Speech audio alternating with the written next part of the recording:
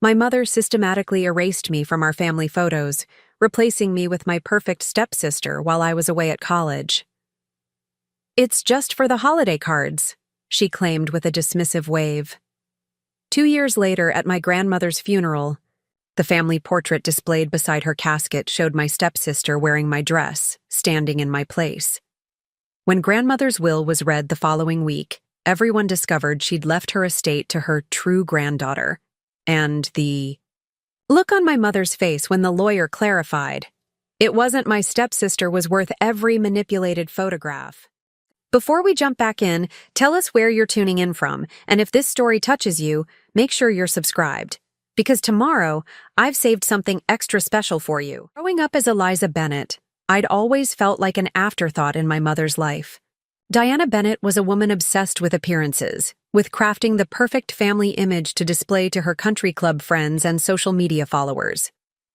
Our spacious colonial home in Westbrook was less a place of comfort and more a carefully curated showroom where every picture frame contained professionally photographed moments of supposed family bliss.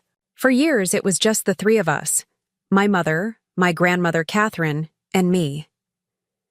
My father had left when I was 4, unable to withstand my mother's relentless perfectionism and emotional manipulation. Grandmother Catherine lived with us in our family home, an arrangement my mother tolerated solely because my grandmother owned the property and had considerable wealth that my mother hoped to inherit someday. From my earliest memories, I felt my mother's disappointment. I was bookish rather than social, preferred science experiments to beauty pageants, and inherited my father's unruly auburn curls rather than my mother's sleek blonde hair. Every accomplishment I achieved, straight A's, science fair victories, academic scholarships, was acknowledged with the faintest praise, if acknowledged at all. "That's nice, Eliza," she would say, barely glancing up from her phone. "But couldn't you do something about your hair for the award ceremony?" The Bennett women have always presented themselves with dignity. The only person who truly saw me was Grandmother Catherine. A former professor of literature with kind eyes that missed nothing, she attended every science fair, helped me build volcanoes in the backyard, and snuck astronomy books into my room when my mother insisted I focus on more appropriate interests for a young lady. "Your curiosity is your greatest gift, Eliza," Grandmother would tell me during our late-night stargazing sessions on the roof. "Never let anyone dim that light inside you." When I was 16, everything changed. My mother met Richard Powell at a charity gala, a divorced cardiologist with a daughter exactly my age. Their whirlwind romance turned into marriage within 6 months, and suddenly our perfectly composed family of 3 became an awkwardly blended family of 5. My stepsister, Vanessa, arrived in our home like a hurricane in designer clothes. Where I was reserved, she was outgoing. Where I preferred libraries, she dominated social gatherings. Where I struggled to connect with my mother, Vanessa and Diana became instant confidants, giggling over fashion magazines and exchanging makeup tips late into the night. "You and Vanessa are so different," my mother remarked after the first week, her voice tinged with a note I'd heard all my life, disappointment. "Maybe she could help you with your presentation." I retreated further into academics, spending more time in the school laboratory or at Grandmother Catherine's side. For her part, my grandmother observed the shifting family dynamics with sharp eyes and thinning lips but said little, at least in front of my mother and Richard. "Family is more than blood, Eliza," she told me one evening as we sorted through her collection of vintage photographs. "But it's also more than appearances. Real family sees you, truly sees you, even when you don't fit the picture someone else is trying to create."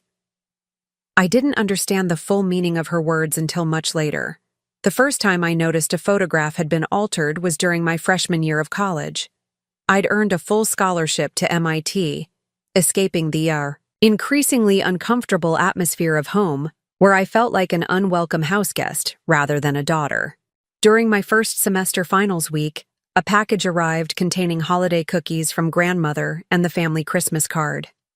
The glossy photo showed my mother, Richard, Vanessa, and grandmother standing in front of our fireplace, everyone dressed in coordinating winter white outfits. It took me a moment to realize something was wrong.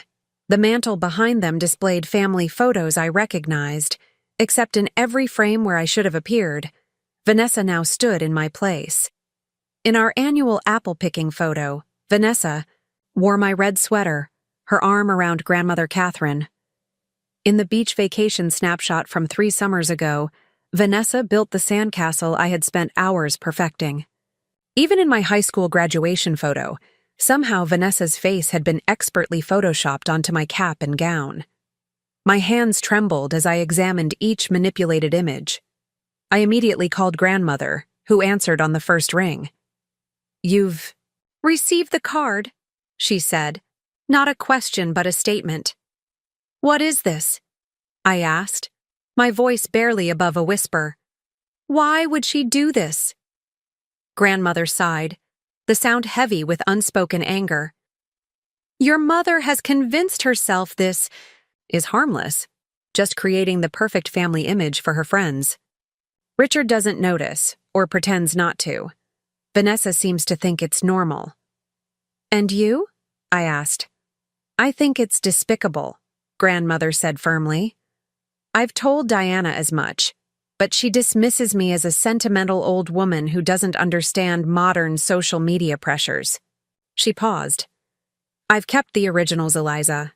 Every photograph, every memory. They're safe." When I confronted my mother over the phone, her response was chillingly casual. "Don't be so dramatic, Eliza. It's just for the holiday card. Vanessa was here, you weren't. It looks more cohesive this way." "You replaced me in photos from years before you even met Vanessa," I pointed out, struggling to keep my voice steady. "Well, you have to admit, dear, Vanessa presents better in photographs. You always look so uncomfortable. This way, everyone's happy." "I'm not happy," I said. "That's because you've always insisted on making everything difficult," my mother replied with a sigh. "This is exactly why we've had such a challenging relationship. Vanessa understands the importance of family image." I hung up, unable to continue the conversation. Later that night, Richard called, the first and only time my stepfather ever reached out to me directly. "Your mother means well," he began awkwardly. "She just gets carried away with her projects sometimes." "I'm not a project," I replied. "I'm her daughter." The line went quiet for a moment. "Eliza, sometimes it's easier to just go along with what makes Diana happy. Trust me on this." It became clear that Richard wasn't calling to apologize or make things right. He was calling to convince me to drop the issue for the sake of household peace. "Does Vanessa know?" I asked instead. Another uncomfortable pause. "She follows your mother's lead in most things." In other words, my stepsister was a willing participant in erasing me from my own family history. I didn't return home that Christmas, claiming academic commitments. In reality, I couldn't bear to walk through a house now filled with photographs that quite literally wrote me out of existence.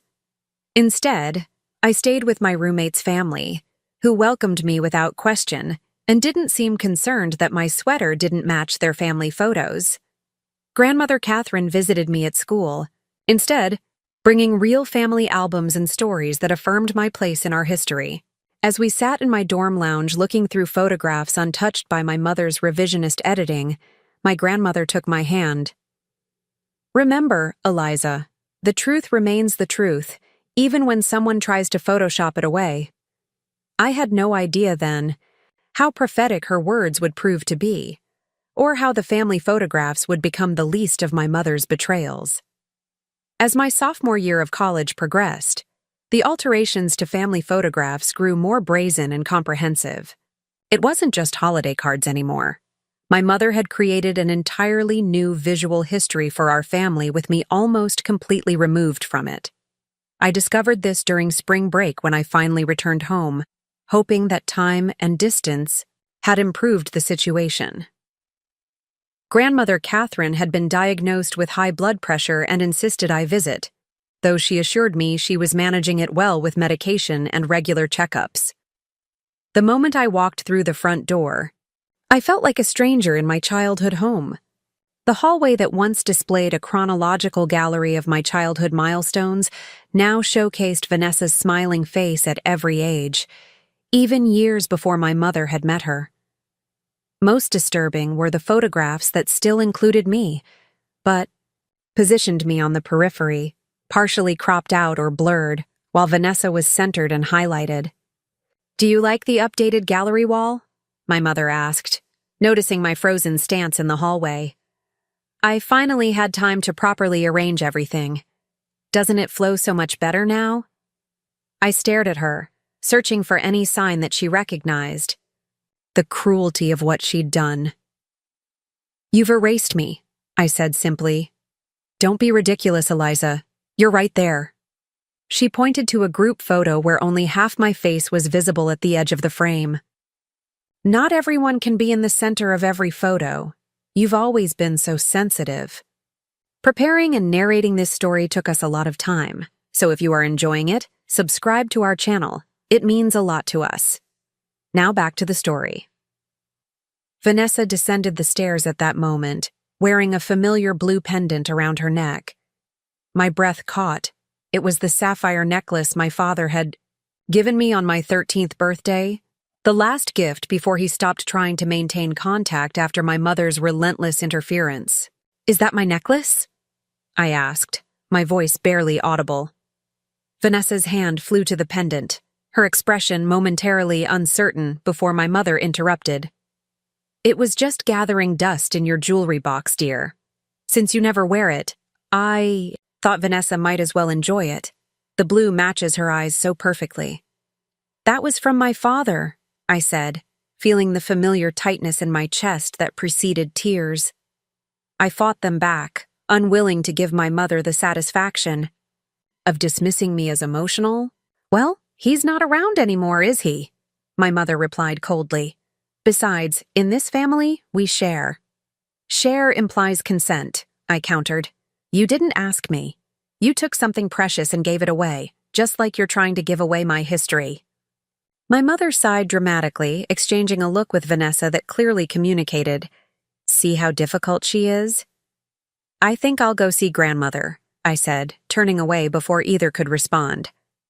I found Grandmother Catherine in her suite, at the back of the house, sitting by the window with a book.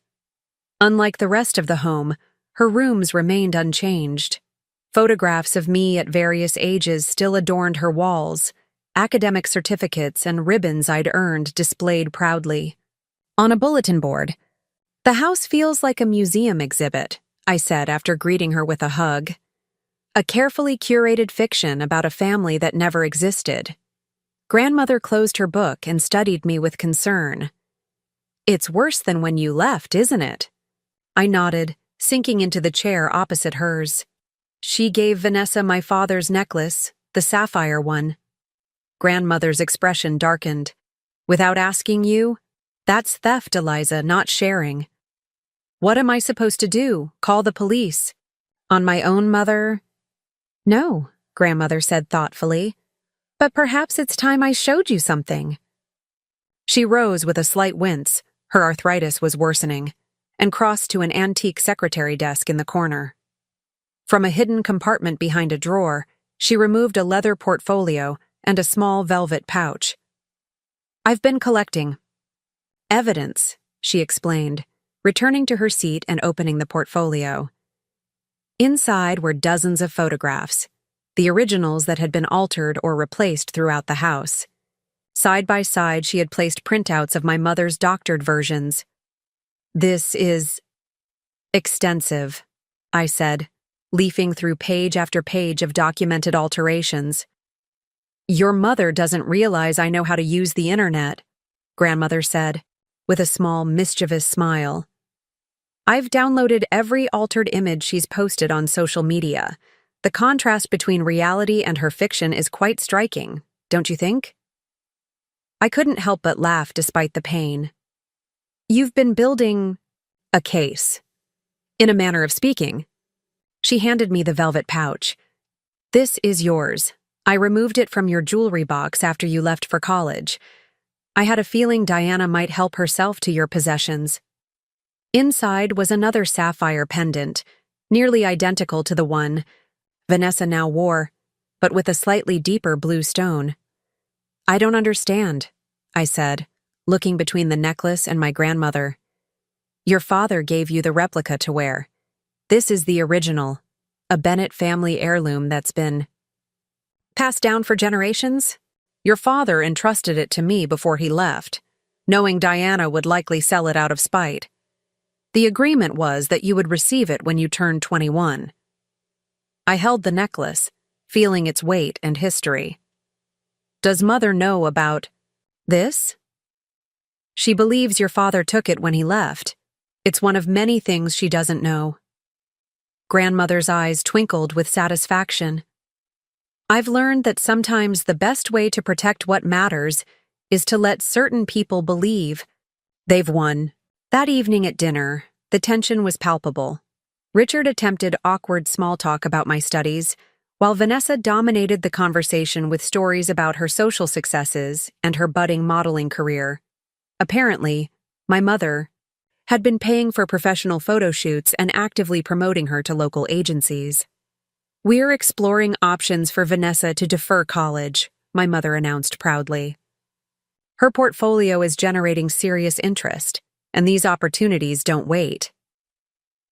What about your education? I asked Vanessa directly. She shrugged, twirling the fake sapphire between her fingers. College will always be there. Mom says I need to strike while I'm young and my look is in demand. I noticed she'd started referring to my mother as Mom, rather than Diana, another subtle erasure of the boundaries between what was hers and what was mine. Education is an investment no one can take from you, Grandmother Catherine remarked. Pointedly, beauty fades, but knowledge compounds. My mother's smile tightened. Not everyone is academically inclined, Catherine. Vanessa has other gifts. Indeed, Grandmother replied evenly. We all have different paths. Later that night, Vanessa appeared in the doorway of my bedroom, now stripped of most of my personal touches, and redecorated in styles that suited her tastes. I was sitting on the bed, video chatting with my roommate about cutting my visit short. Can we talk? Vanessa asked after I ended the call. I gestured to the desk chair. She sat, fiddling with the fake sapphire pendant. I didn't know this necklace was important to you, she said finally. Diana, your mom, said you didn't want it anymore. And you believed that? Even though we've never had a conversation about it? Vanessa looked uncomfortable. I guess I wanted to believe it. It's pretty, and Diana said it was a way for me to feel more connected to the family history. The irony was almost painful. By wearing jewelry from a father who doesn't know you exist? When you put it that way. She had the grace to look embarrassed. I can give it back. Keep it, I said, thinking of the real heirloom safely tucked away in my bag.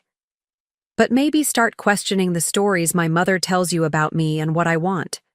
Has it occurred to you that by erasing me, she's teaching you that you're only valuable as long as you fit her image? That you're replaceable too? Vanessa stared at me, clearly caught off guard by the question. She began, then stopped. She wouldn't replace me. She loves me. My mother loves the reflection she sees in other people, I said quietly. Just be careful what you give up to maintain that reflection. She left without another word, but I noticed her hand had dropped from the necklace. No, longer clutching it like a talisman. The next morning, I told my family I needed to return to school early for a research project. Only Grandmother Catherine seemed genuinely disappointed by my departure. Remember what I showed you, she whispered as she hugged me goodbye. And remember who you really are, regardless of what photographs try to tell you. As I drove away, I glanced in my rearview mirror at the house that no longer felt like home. My mother stood on the porch with her arm around Vanessa, already turning back inside before my car reached the end of the driveway. Only grandmother remained, watching until I was out of sight. I didn't know then that this would be the last time I would see my home intact, or that the true extent of my mother's betrayal was yet to be revealed. My junior year at MIT brought new research opportunities and a growing sense of independence. I'd secured a prestigious internship at a biotech firm in Cambridge, meaning I wouldn't need to return to Westbrook for the summer. The distance from my mother's psychological warfare provided space for me to rebuild my confidence and sense of self. I made friends who knew nothing of my family drama, dedicated myself to my studies, and began to envision a future defined by my own achievements, rather than my mother's disapproval. Grandmother Catherine and I spoke weekly, our conversations ranging from literature to quantum physics to her sly observations about neighborhood gossip. She never pressured me to visit, understanding my need for separation, but always ended our calls the same way. Your home is wherever you feel seen, Eliza. Remember that. Or, it was during one of these calls in late October that grandmother mentioned feeling unusually tired. Probably just the change of seasons, she dismissed when I expressed concern. The doctor adjusted my blood pressure medication last month. It takes time to find the right balance. Are you sure that's all it is? I pressed, detecting something in her voice that triggered my intuition. A pause. Well, there have been some disagreements with your mother recently. Nothing for you to worry about. What kind of disagreements? Another pause, longer this time. She wants me to change some financial arrangements I've made. I've declined. It's created a certain tension in the household. My grandmother's measured tone told me she was downplaying the situation. What financial arrangements?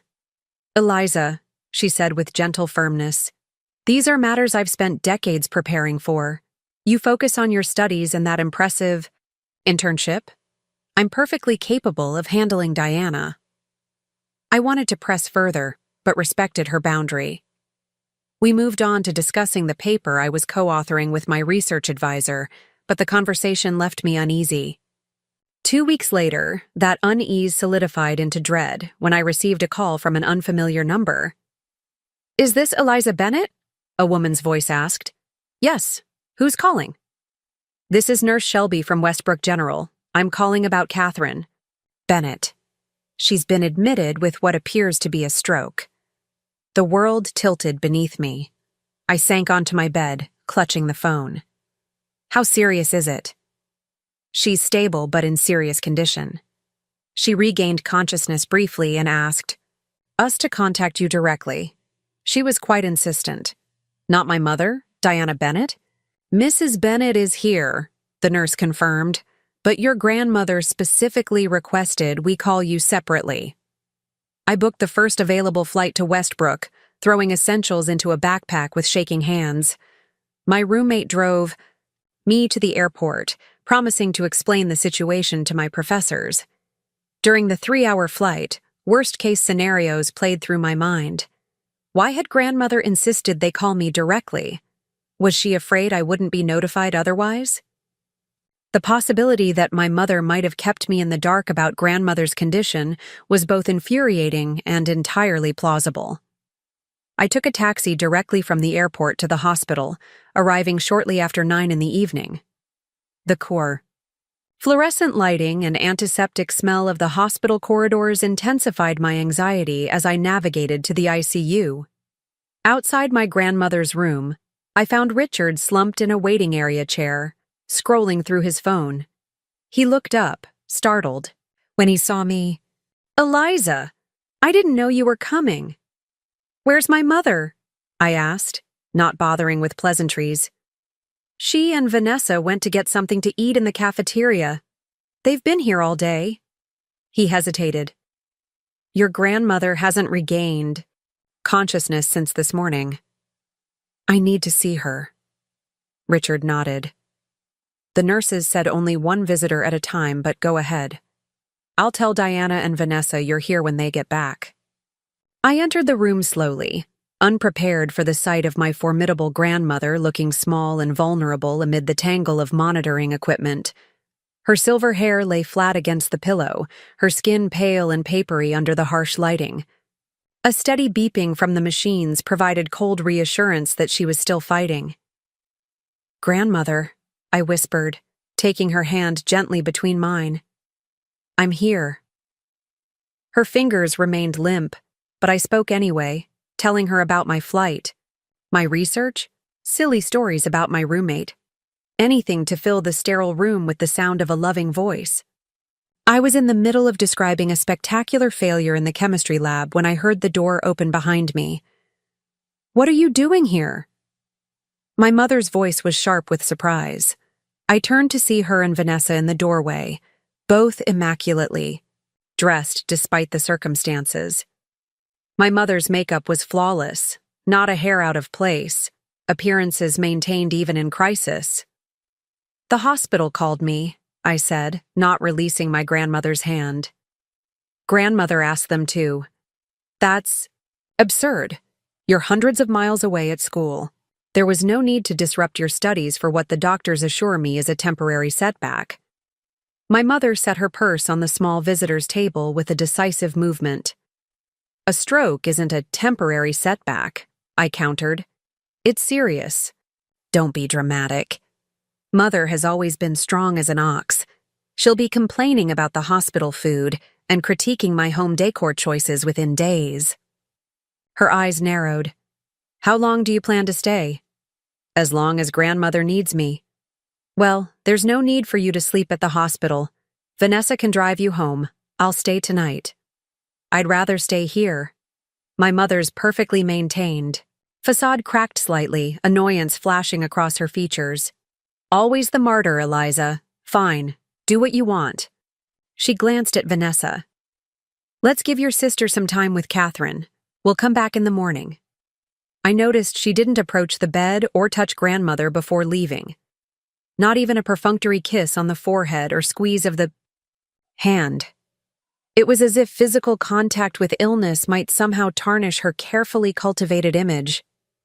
I spent the night in the uncomfortable recliner beside grandmother's bed, drifting in and out of restless sleep. Nurses came and went, checking vitals and adjusting medications. Around dawn, I was jolted awake by a change in the rhythm of the monitors. Grandmother's eyes were open, focused directly on me. "Eliza," she whispered, her voice raspy. I leapt, up, fumbling for the call button while leaning close to her. "I'm here. Don't try to talk. I'm getting the nurse." Her hand tightened around mine with surprising strength. "Listen," she insisted. "The key. Secretary desk.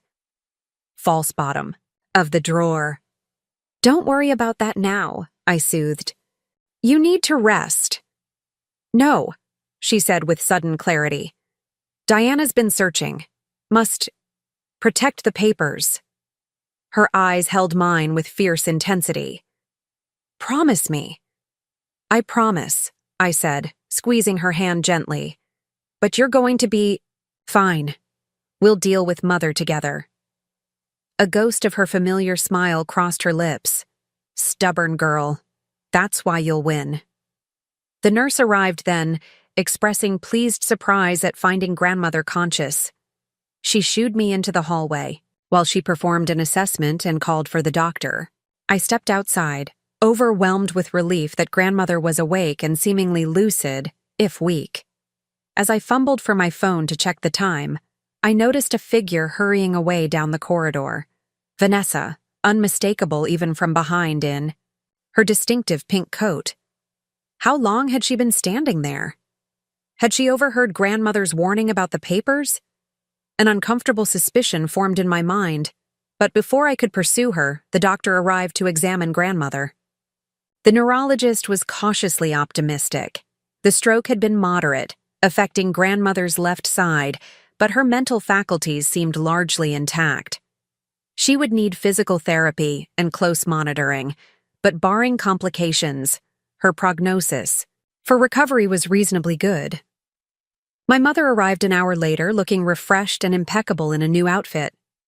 She absorbed the doctor's update with nods and appropriate expressions of relief, but I noticed her eyes darting to grandmother's purse and personal effects in the corner of the room. "I'll take Mother's things home," she announced after the doctor left. "She'll want fresh clothes when she's ready to be discharged." "I'll handle it," I said quickly. "I need to pick up some of my own things from the house anyway." My mother's smile tightened. "Don't be silly. You should stay here with Catherine since you're so concerned. Vanessa can drive me home to collect what's needed." Before I could object, a nurse interrupted to inform us that grandmother was asking for me alone. The flash of indignation on my mother's face was quickly masked. "Of course," she said smoothly. "I'll just wait outside." Once alone with grandmother, I leaned close to hear her weakened voice. "Diana must not find the papers," she insisted, her good hand clutching at my sleeve. "Go now. The false bottom. Press the right corner twice, then the left once." "What papers? What's this about?" "My will and trust documents. Evidence." Her eyes, though tired, were clear and determined. "She's been searching while I'm here. Vanessa told her what she overheard." I felt a chill. My earlier suspicion had been correct. "I'll go right now," I promised. "Is there somewhere safe I should put them?" "Take them to Henry Blackwell. His card is in my address book. Tell him it's time for Protocol 3. Protocol 3? It sounded like something from a spy novel, not my literature professor grandmother's life. But the urgency in her voice convinced me this was no delirium.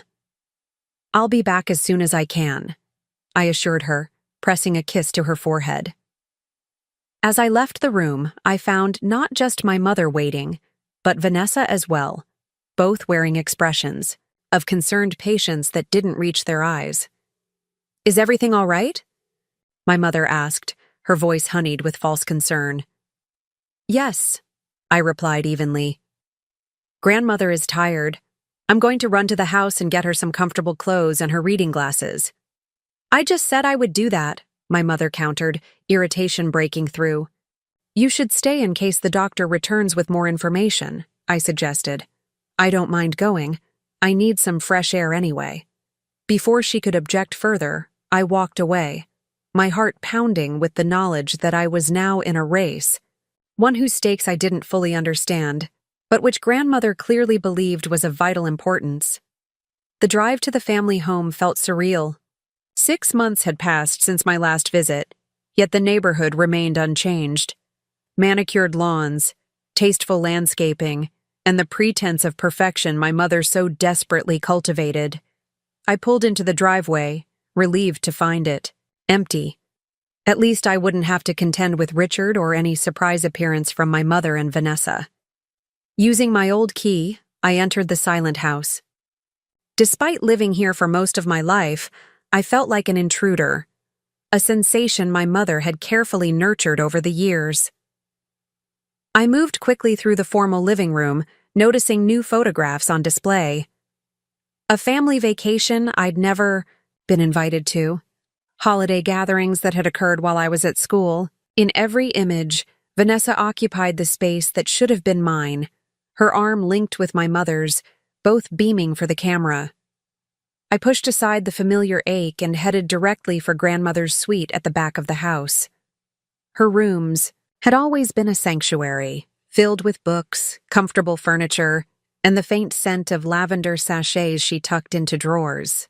Unlike the rest of the house, which my mother redecorated regularly to keep up with changing trends, grandmother's space remained constant, a physical embodiment of her steady presence in my life.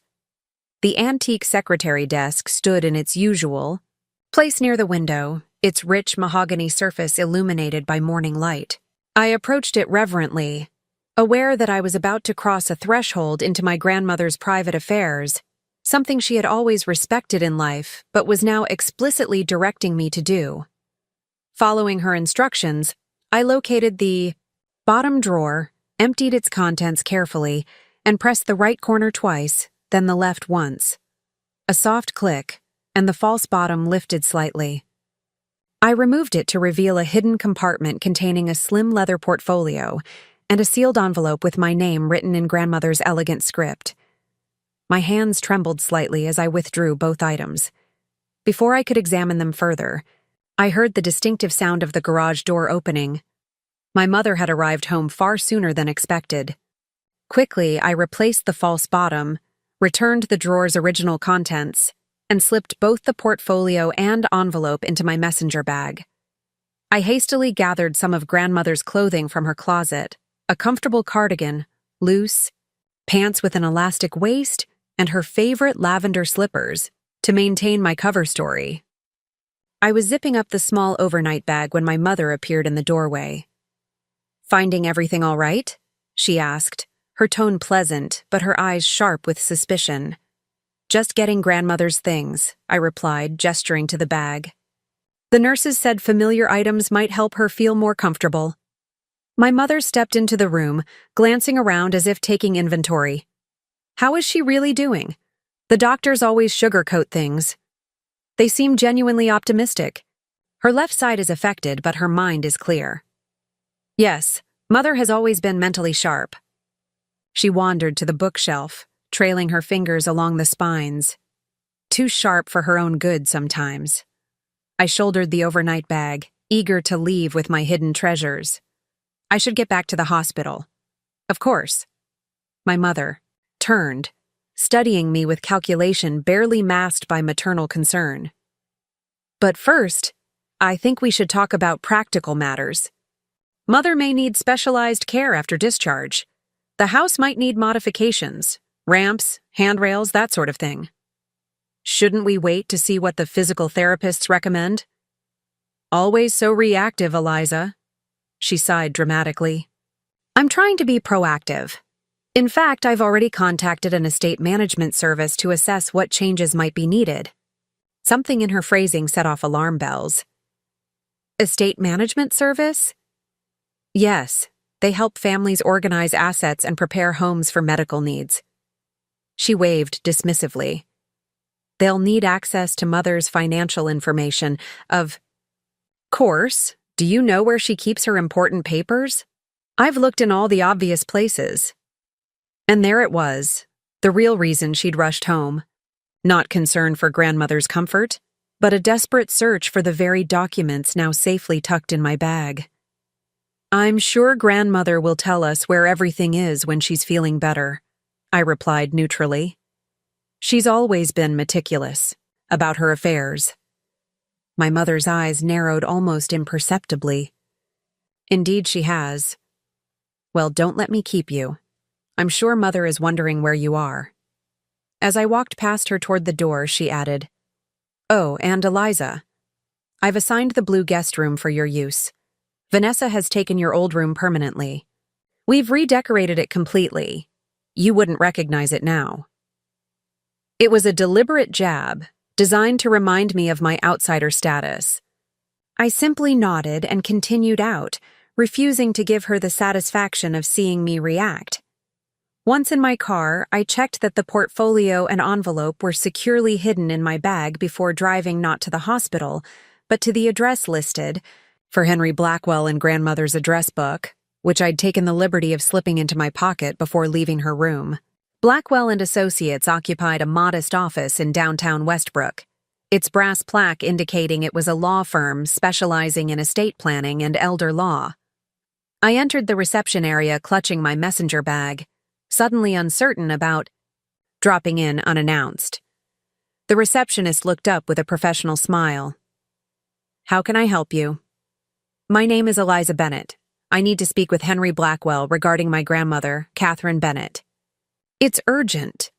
Her expression shifted subtly at the mention of grandmother's name. "One moment, please." Less than a minute later, a door opened, and an elderly gentleman with kind eyes and a bow tie appeared. "Miss Bennett, I'm Henry Blackwell. Please come in." He led me to a comfortable office lined with law books and family photographs. Once seated, he studied me with an expression of careful assessment. "Before we continue, I need to verify your identity," he said, opening a folder on his desk. "Your full name is Elizabeth Sophia Bennett, born September 14th, 1999. Yes, that's correct. And you have a small crescent-shaped birthmark behind your right ear, a distinctive Bennett family trait that goes back generations? I touched the spot automatically, surprised. Yes, but how did you know that? Your grandmother was very thorough in her preparations. He closed the folder, apparently satisfied. Now, what brings you here today? Catherine's last communication indicated she was in good health. She's had a stroke, I explained, watching. His face fall with genuine concern. She's stable but in serious condition. This morning, when she regained consciousness, she instructed me to retrieve certain documents from a hidden compartment in her desk and bring them to you. She mentioned something called Protocol 3. Mr. Blackwell's expression turned grave. He rose and walked to the door, locking it before returning to his seat. I've been Catherine's attorney and friend for over 40 years. Protocol 3 is something we established nearly a decade ago, a contingency plan she hoped would never be necessary. What kind of contingency plan? May I see what you've brought? I removed the portfolio and envelope from my bag, placing them on his desk. Mr. Blackwell donned a pair of reading glasses and carefully opened the portfolio first. Inside were several legal documents, photographs, and what appeared to be bank statements. Yes, this is what we need, he murmured, examining each item methodically. After several minutes, he looked up. Miss Bennett, Eliza, what I'm about. To tell you may come as a shock, but your grandmother wanted you to know the truth if circumstances reached this point. My mouth went dry with apprehension. What truth? Your mother has been systematically embezzling from Catherine's accounts for years, small amounts at first, then increasingly larger sums as her spending habits expanded. Catherine discovered this about 10 years ago, but chose not to confront Diana immediately. I stared at him, processing this revelation. Why wouldn't she confront her? Catherine wanted evidence, irrefutable documentation of the pattern of theft. She also needed to protect her assets from further misappropriation. Working together, we created a sophisticated financial structure that appeared to leave everything vulnerable while actually securing the bulk of her estate. The false financial trail, I murmured, remembering grandmother's cryptic references to financial arrangements. Precisely. Catherine allowed Diana to believe she was successfully siphoning funds while the real assets were transferred into protected trusts. He tapped the documents spread before him. This portfolio contains evidence of Diana's financial misconduct, dating back nearly 15 years. My mind reeled with implications. Is that why my mother has been so desperate? To find these papers? She knows she could face legal consequences? That, and the fact that Catherine's actual will and trust documents are very different from what Diana expects. Mr. Blackwell's expression softened with compassion. Your grandmother has been playing a long game, Eliza. She wanted to give your mother every opportunity to change her ways, to develop genuine care for others rather than using people as pawns in her pursuit of status and wealth. That sounds like grandmother, I said, a lump forming in my throat. Protocol 3 involves several steps, now that Catherine has been incapacitated. Mr. Blackwell began organizing the documents into neat piles. First, securing these papers, which you've done. Second, activating the trust protections to prevent any further financial exploitation. Third, providing you with the resources and authority to ensure Catherine receives proper care, regardless of Diana's wishes. I looked up, surprised. Me? But I'm only 20, and my mother is her legal next of kin. Not exactly. Mr. Blackwell extracted a document from the pile. 5 years ago, Catherine established a healthcare proxy naming you as her medical decision-maker upon your 18th birthday. It's all properly executed and filed with the hospital. Your mother was informed but likely dismissed it as Catherine's sentimentality. The responsibility felt enormous yet right. Grandmother trusted me when it mattered most. There's more, Mr. Blackwell continued, but I suggest you read your grandmother's letter first. It may help you understand her decisions. I took the sealed envelope with trembling hands. Inside was a letter written in grandmother's distinctive penmanship. My dearest Eliza, if you're reading this, it means I've become unable to protect both you and our family legacy from Diana's machinations. I've observed with growing heartache how she has attempted to erase you from our family narrative, replacing your presence with that of your stepsister. The altered photographs were merely symptoms of a deeper pathology. Diana's desperate need to craft a reality that conforms to her aspirations, regardless of truth or compassion. What you may not know is that this behavior extends far beyond family photographs. For years, Diana has been systematically misappropriating family assets, falsifying documents, and even attempting to manipulate my will through increasingly unethical means. The financial evidence Henry has shown you represents only a fraction of her deceptions. I've allowed her to believe she was succeeding, partly to gather evidence, but mostly in the hope that securing material wealth would eventually satisfy her, leaving her emotional manipulations of you to subside. I was wrong, and for that delay in acting more decisively to protect you, I am profoundly sorry. You have remained true to yourself despite Diana's persistent efforts to diminish your light.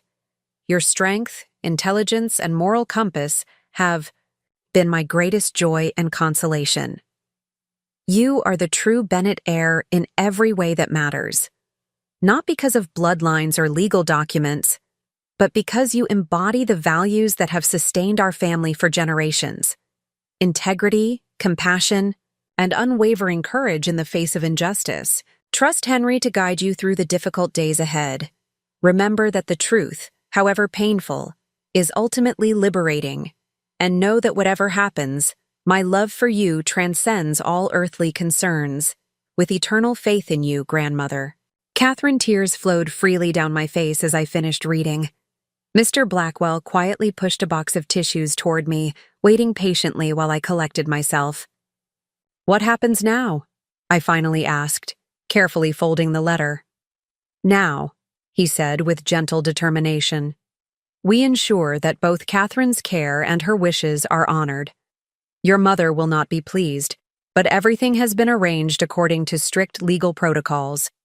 Diana will find herself without the financial leverage she's accustomed to wielding. As Mr. Blackwell outlined the next steps, I felt a strange mixture of sadness and resolution. The mother I'd always hoped for, one who would love me unconditionally and see me clearly, had never existed. Instead, I'd been raised by a woman who viewed her own daughter as either a competitor or a disappointment, never as a person worthy of protection and nurturing.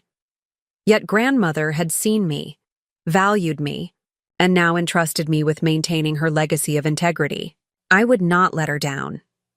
I returned to the hospital with a newfound sense of purpose, grandmother's overnight bag in one hand, and the weight of her trust resting firmly on my shoulders. Mr. Blackwell had initiated several legal processes before. I left his office, including notifying the hospital of my status as Catherine's healthcare proxy, and filing temporary injunctions to freeze certain accounts that my mother might try to access. Diana will receive formal notification within 24 hours, he had explained. I suggest you use that time to establish your authority at the hospital and prepare yourself for her reaction. The hospital corridor seemed longer than before, as I made my way to grandmother's room, mentally rehearsing what I would say when I inevitably confronted my mother.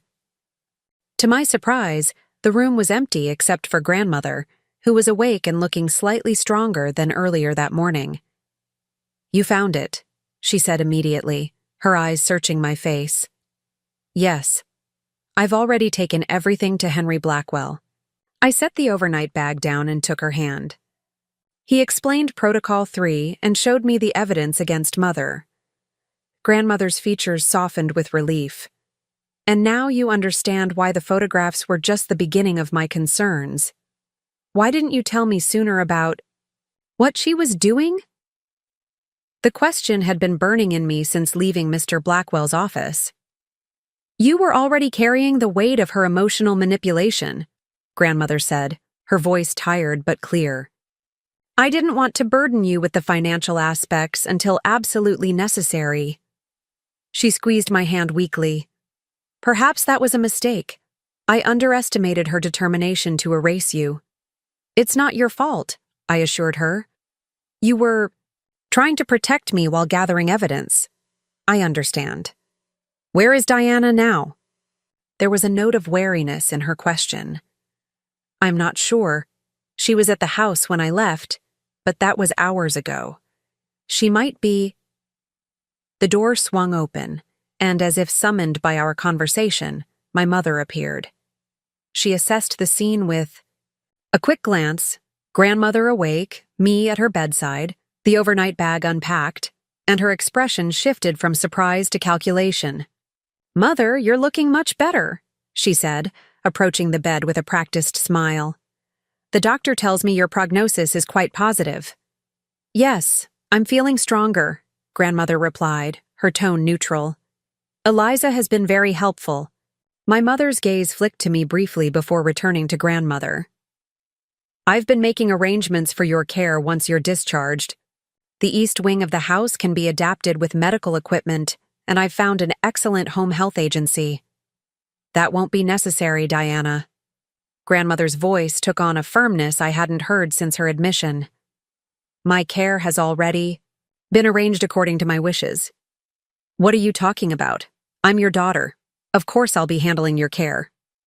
Actually, I interjected quietly, grandmother appointed me as her healthcare proxy several years ago. I'll be making decisions regarding her medical treatment and care arrangements. The silence that followed was absolute. My mother stared at me, disbelief warring with fury behind her carefully composed features. That's ridiculous, she finally said, her voice dangerously soft.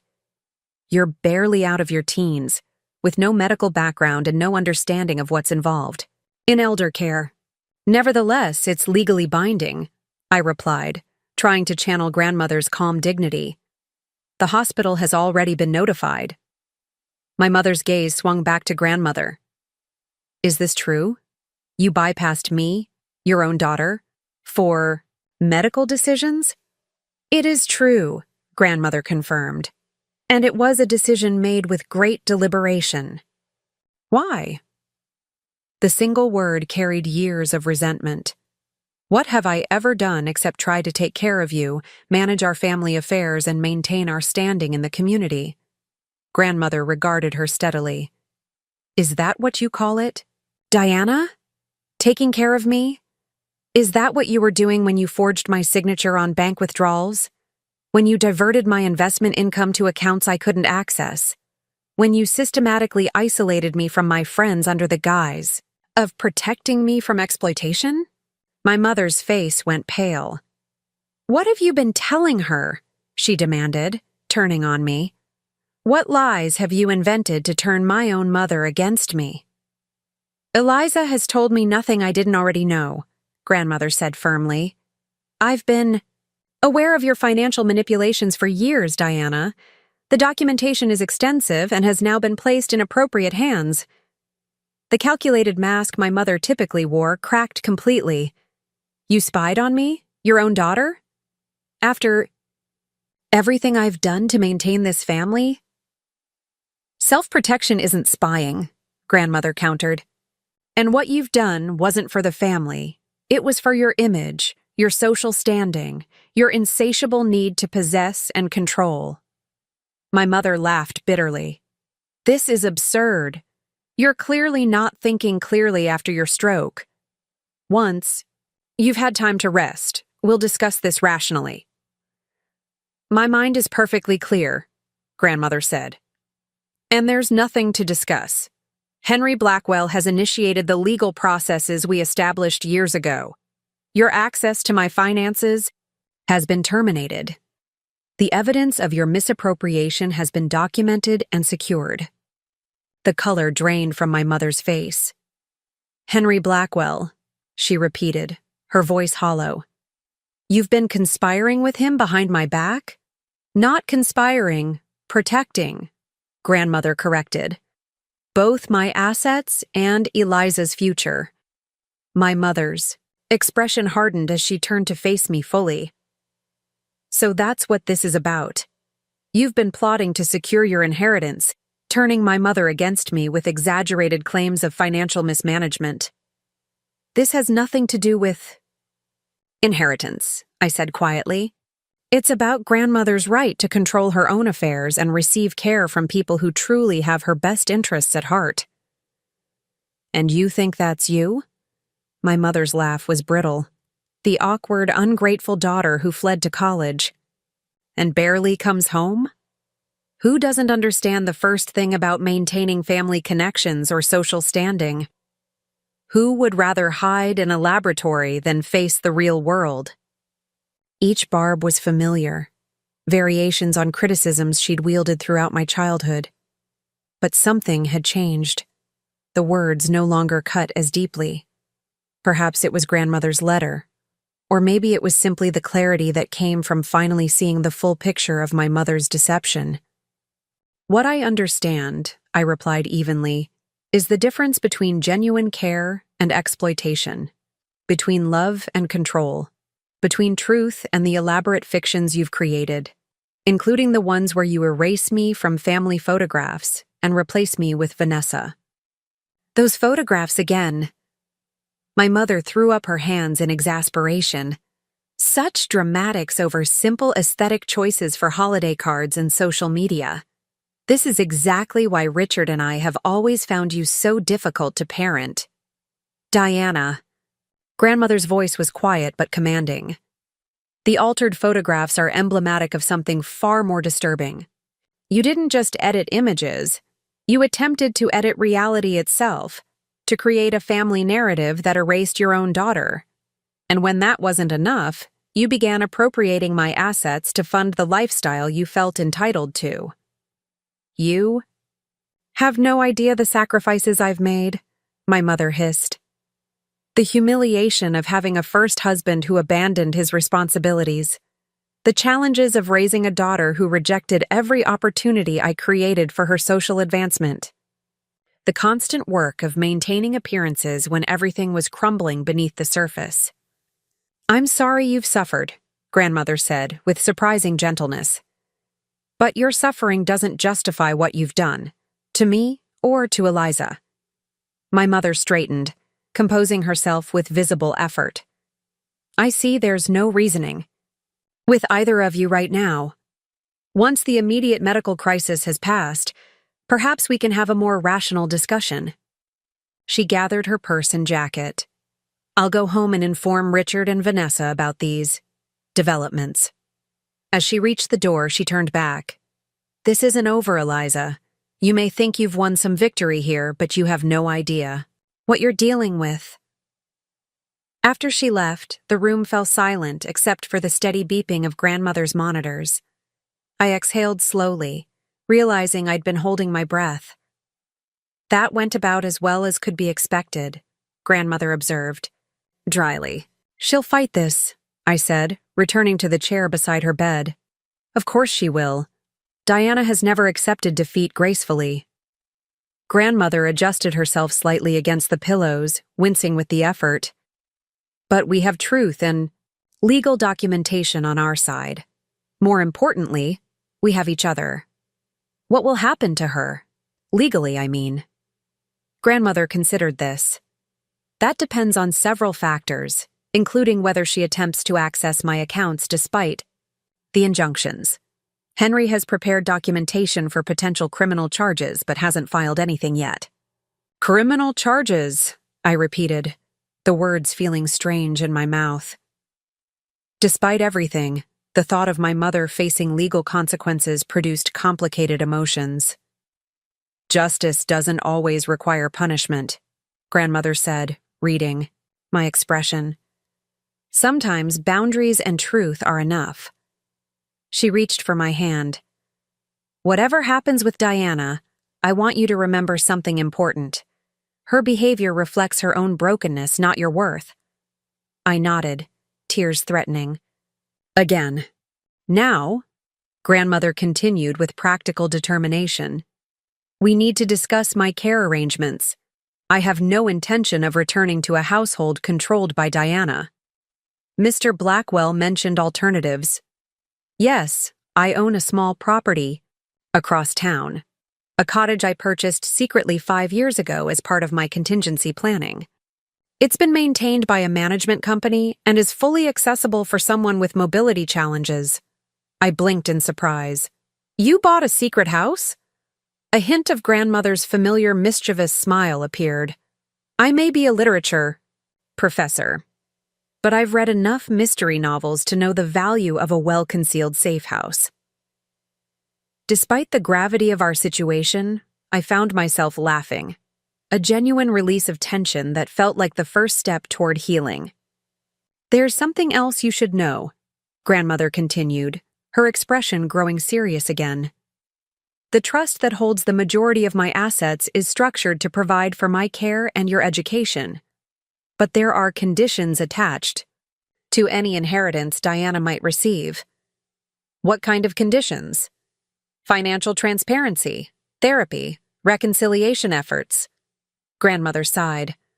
I never gave up hope that she might change Eliza, that beneath the manipulation and status-seeking was a person capable of genuine connection. The wistfulness in her voice reminded me that despite everything, Diana was still her daughter, just as she was still my mother.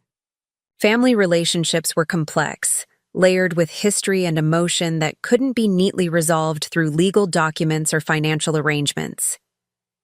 Do you think she can change? I asked softly. Grandmother's eyes met mine, wisdom and sorrow, mingling in her gaze. People can surprise us, but change requires first acknowledging the need for it. Diana hasn't reached that point yet.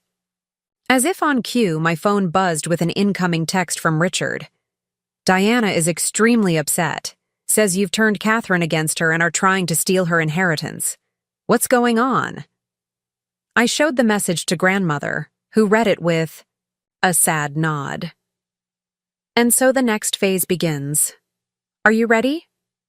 Looking into her eyes that had always seen me clearly, valued me completely, I felt a surety that had nothing to do with legal documents or financial protections. Yes, I said firmly. I'm ready. The days following my confrontation with my mother unfolded with the intensity of a psychological thriller. Richard's text was just the beginning of what quickly became a coordinated campaign to discredit me and regain control of grandmother's care and finances. I responded to Richard with a measured explanation. Grandmother appointed me as her healthcare proxy years ago. We've discovered Mother has been misappropriating funds from grandmother's accounts. Legal steps are being taken. Happy to meet and explain everything. His reply came hours later, formal and distant. Diana says these accusations are false and motivated by your resentment over Vanessa joining the family. We need to resolve this as a family, not through lawyers. It was clear my mother had already crafted her narrative. I was the jealous biological daughter, lashing out at my replacement by manipulating my elderly grandmother. It was calculated, strategic, and entirely predictable. Meanwhile, grandmother's condition stabilized enough for her medical team to discuss discharge plans. The neurologist recommended intensive rehabilitation at a specialized facility before transitioning to home care. The Westbrook Rehabilitation Center has an excellent reputation, Dr. Morris explained during a care conference. We typically see good outcomes for patients with Catherine's type of stroke when proper therapy begins promptly. That's where I'd like to go, grandmother confirmed, her speech slightly slurred but comprehensible. Eliza will coordinate with you on the details. The discharge planner nodded, making notes. And for home care arrangements after rehab? Before I could answer, grandmother spoke up. I won't be returning to my current residence. Alternative arrangements have been made. I caught the discharge planner's brief look of concern. Family disagreements over elder care were clearly not uncommon in her experience. I understand. We'll need the address and details of the new location for our records. My attorney will provide all necessary information, I assured her. We're prioritizing a safe, supportive environment for her recovery. As we completed the paperwork, a nurse appeared at the door. There's a Vanessa Powell asking to visit Mrs. Bennett. Should I send her in? Grandmother and I exchanged glances. Your decision, I said. Yes, she can come in, Grandmother replied after a moment's consideration. The discharge planner gathered her materials. I'll leave you to your visitor. We'll finalize the transfer to rehab tomorrow morning. Once she'd gone, Vanessa entered tentatively, looking uncharacteristically subdued. Gone was the confident young woman who had so easily slipped into my place in family photographs. Instead, she appeared uncertain, clutching a small gift bag and glancing between Grandmother and me with obvious discomfort. How are you feeling, Mrs. Bennett? She asked, remaining near the door. Better each day, thank you, Grandmother replied evenly. An awkward silence fell. I decided to be direct. Did Mother send you? Vanessa flinched slightly at the question. She suggested I check on Catherine. She shifted her weight, then seemed to make a decision. Actually, she wanted me to see if you were still here and what you were planning. Her honesty surprised me. Grandmother gestured to the visitor's chair. At least you're being truthful. Please, sit. Vanessa approached cautiously and perched on the edge of the chair, setting the gift bag on the side table. My mom brought flowers yesterday, but I remembered you saying once that you prefer practical gifts when people are ill. She nodded toward the bag. It's just lip balm, hand cream, and some puzzle books. Hospital air is always so dry. Thoughtful, Grandmother acknowledged. Thank you. Another uncomfortable silence stretched between us until Vanessa finally spoke again. Diana is really upset. She says Eliza is turning you against her and trying to steal her inheritance. Is that what you believe? Grandmother asked. Vanessa looked down at her hands. I don't know what to believe. Everything's so confusing. Diana keeps saying we need to fight this as a family, but she won't explain exactly what this is. I studied my stepsister, seeing her clearly perhaps for the first time. She wasn't the calculating manipulator my mother was. She was a young woman caught in Diana's web, just as I had been. The situation is complicated, I said carefully. But the simplest explanation is that Grandmother has legal documentation showing Mother has been misappropriating funds from her accounts. There are also concerns about her decision-making regarding Grandmother's care. Vanessa's eyes widened. Misappropriating funds? You mean stealing? Yes, Grandmother confirmed. Substantial amounts over many years. That can't be right, Vanessa protested, but her voice lacked conviction. Diana would never. Did you know she's been replacing Eliza with you in family photographs? Grandmother asked gently. Even in pictures taken years before she met your father? Vanessa's expression crumpled slightly. I knew about the recent holiday cards. She said it was just to create a cohesive family image since Eliza was away at school. I didn't know about older photographs. The alterations to family photos were a symptom of a larger pattern, Grandmother explained. Diana has been constructing an artificial reality, one where her narrative is the only one that matters, regardless of facts or others' feelings. Vanessa sat quietly for a moment, processing this information. What happens now? She finally asked. Grandmother will be transferred to a rehabilitation center tomorrow, I explained. After that, she'll move to a different residence where she'll continue her recovery with professional support. Not back to the house? No, Grandmother said firmly. Vanessa nodded slowly, then hesitated before asking, What about me and Dad? Diana says we might lose the house because of what you're doing. The manipulation was so transparent it would have been comical if it weren't so effective. My mother was leveraging Vanessa's and Richard's financial insecurity to align them against us. The house belongs to Grandmother, I explained. She hasn't made any decisions about asking anyone to leave. This isn't about punishing you or your father. Relief flickered across Vanessa's face, quickly replaced by confusion. But Diana said, "My daughter has said many things that aren't true," Grandmother interjected wearily. "That's part of the problem we're addressing." Vanessa stood abruptly. "I should go. Dad's waiting in the car." She paused at the door. "For what it's worth, I never asked to replace you, Eliza. Not in the photos or anywhere else." After she left, Grandmother and I sat in contemplative silence. "She's caught in the middle," I finally observed. "Yes," Grandmother agreed. "Diana has a talent for creating loyalty through fear and insecurity. Vanessa and Richard are as much victims of her manipulation as we are, though in different ways." "Do you think Vanessa will tell Mother about our conversation?" "Undoubtedly. But perhaps not with the spin Diana hopes for." Grandmother's prediction proved accurate.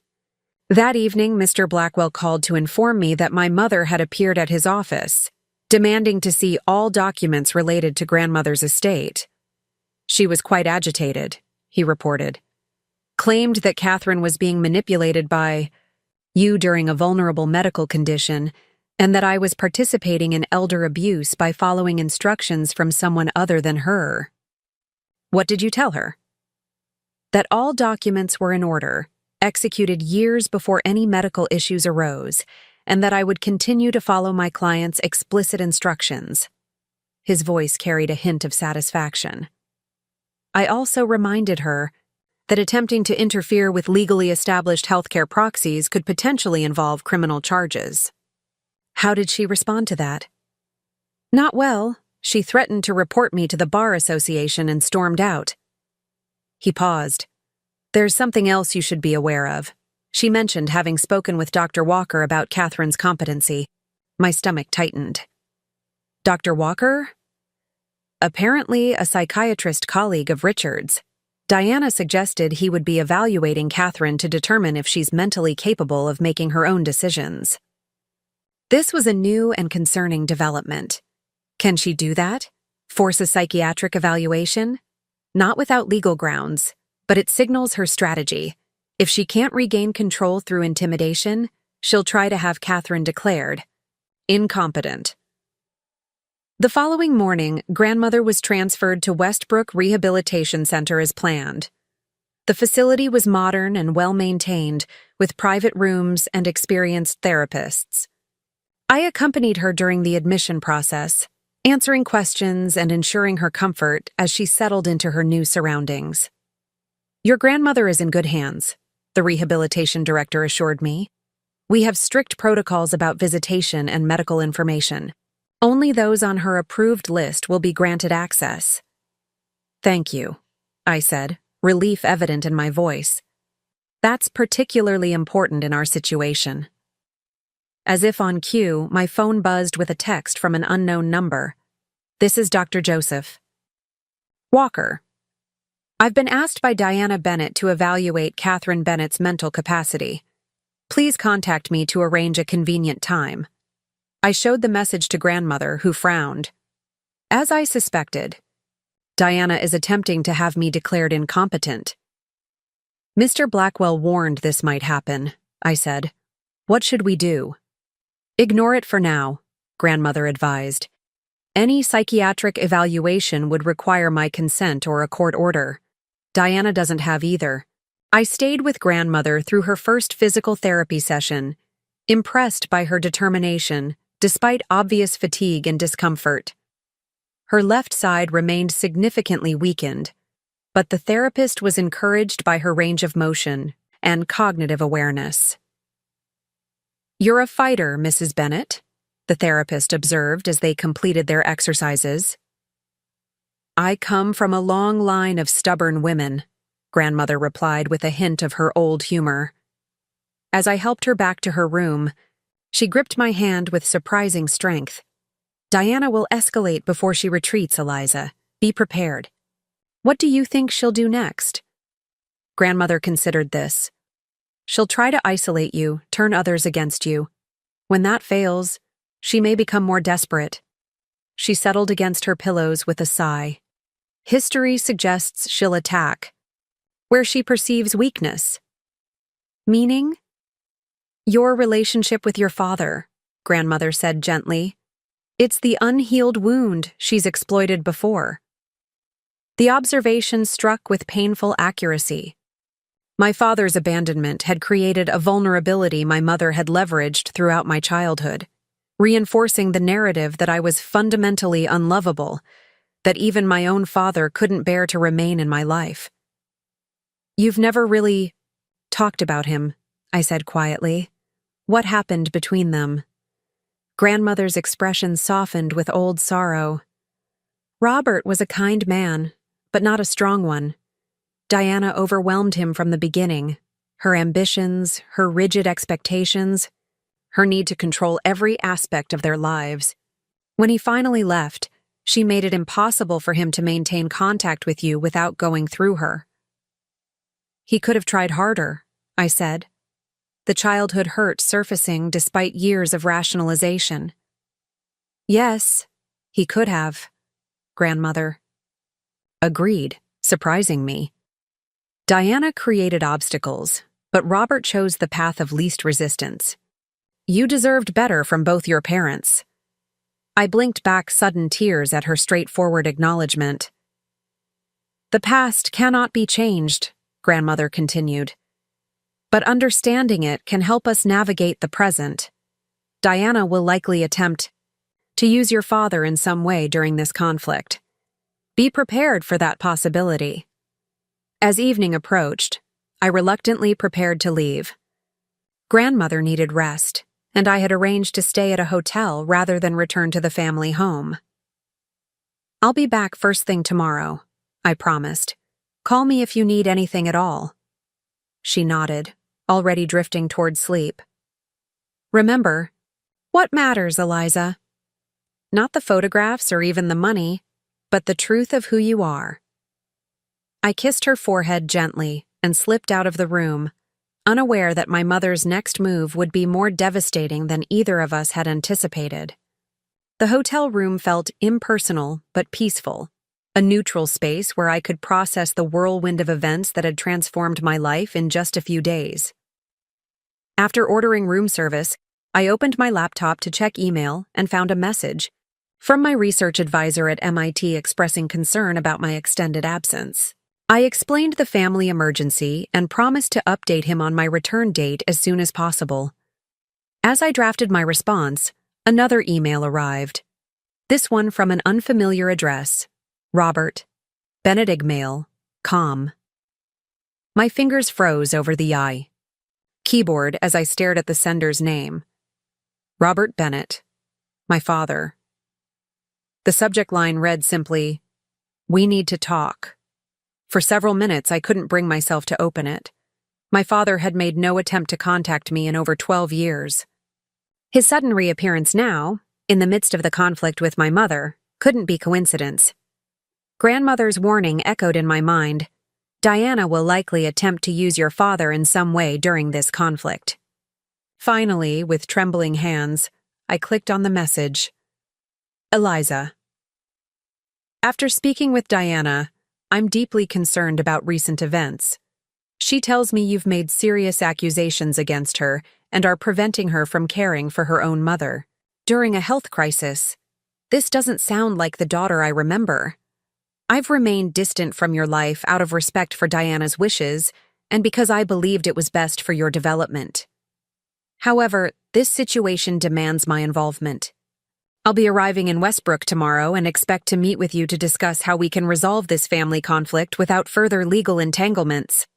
I've arranged for us to meet at the Westbrook Grill at 1 p.m. Please be prompt. Robert, Bennett. The formal tone, the immediate acceptance of my mother's version of events, the presumptuous command to meet him. It was as if a stranger had written to me, not the father whose absence had shaped my childhood. Yet the message also carried the unmistakable echo of my mother's manipulative tactics. Had she dictated it to him? Or had she simply found someone whose weakness made him an effective puppet? I closed the laptop without responding, my mind racing. This was exactly the escalation grandmother had predicted, Diana leveraging my complicated feelings about my father to destabilize me emotionally. The question was, how should I respond? After a restless night, I arrived at the rehabilitation center early, determined to discuss this development with grandmother before making any decisions. I found her sitting up in bed, reviewing exercises with her occupational therapist. "You look like you've seen a ghost," she observed after the therapist left. "Close enough," I replied, showing her my father's email on my phone. Grandmother read it carefully, her expression grave. "Diana moves quickly. I'm not surprised she contacted Robert, but I am concerned about his willingness to involve himself so directly. What do you think he wants?" "Money, most likely." Grandmother's assessment was blunt. Robert's financial situation has never been stable. Diana probably promised him something in exchange for helping her regain control. "Should I meet with him?" Grandmother considered this. "What do you want to do?" The question caught me off guard. Throughout my life, my interactions with my father had been controlled by my mother, first by facilitating them, then by systematically eliminating them. I'd never been asked what I wanted regarding Robert Bennett. "Part of me wants to ignore him completely," I admitted, "but another part is curious about what he has to say. And maybe—" I hesitated, feeling suddenly vulnerable. "Maybe I need to face him directly to finally put this chapter behind me." Grandmother nodded thoughtfully. "There's wisdom in that approach, but you shouldn't face him alone. You can't leave the facility yet." "No, but Henry can accompany you." She reached for the phone beside her bed. "He's dealt with Robert before, during the divorce.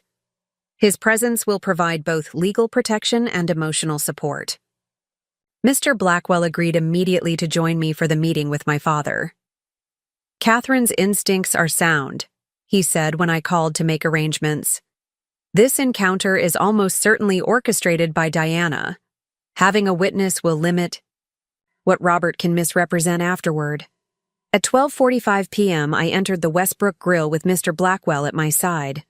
The restaurant was upscale but relaxed, with dark wood paneling and white tablecloths, exactly the kind of establishment my mother would choose for a civilized confrontation. A host led us to a table where a man sat alone, studying a menu. As we approached, he looked up, and I found myself staring into a face that was simultaneously familiar and strange, older than in my memories, with new lines around the eyes and silver threading through his dark hair, but unmistakably my father. He stood as we approached, surprise evident in his expression when he noticed Mr. Blackwell. "Eliza," he said, his voice deeper than I remembered. "I didn't expect you to bring company." "Mr. Bennett," Henry Blackwell stepped forward, extending his hand. "It's been some time." My father's smile faltered slightly as he shook the attorney's hand. "Henry, I didn't realize you were still involved with the family." "I've represented Catherine Bennett continuously for over 40 years, Mr. Blackwell replied pleasantly. "Shall we sit?" The three of us settled at the table, an uncomfortable silence descending until a server appeared to take our drink orders. After she departed, my father cleared his throat. "Eliza, you've grown into a beautiful young woman. Diana mentioned you're at MIT now. Impressive accomplishment." The casual reference to my mother, as if they'd maintained a friendly relationship over the years, struck me as particularly disingenuous. "Yes, I'm in my junior year, studying biomedical engineering. Following in your grandmother's academic footsteps," he observed. "Catherine always was the intellectual of the family." "Why are you here, Robert?" I asked directly, unwilling to engage in small talk. He sighed, putting on an expression of paternal concern that seemed rehearsed. "I'm worried about this situation with your mother and grandmother. Diana says you've made some serious accusations and are preventing her from caring for Catherine during a health crisis." "Is that all Diana told you?" Mr. Blackwell interjected mildly. My father shifted uncomfortably. She explained that there's been a misunderstanding about Catherine's finances and medical decisions, that Eliza has somehow convinced Catherine to cut Diana out of her care and potentially her inheritance. Did Diana happen to mention the evidence of financial misappropriation? I asked. Or the altered family photographs? Or her attempts to have grandmother declared mentally incompetent? Those are very serious allegations, my father replied, his tone cautious. Diana assures me they're exaggerated or taken out of context. They're neither exaggerated nor out of context, Mr. Blackwell stated firmly. Catherine has documented Diana's systematic theft from her accounts over a period of years. The evidence is comprehensive and would be compelling in court, should matters progress to that point. My father's expression flickered, surprise, concern, calculation, before settling into a practiced neutrality. I find it hard to believe Diana would deliberately steal from her own mother. Yet you find it easy to believe I would manipulate my grandmother during a health crisis, I noted, despite having had no contact with me for over a decade. He had the grace to look slightly ashamed. That's not fair, Eliza. I tried to maintain a relationship with you, but Diana made it impossible.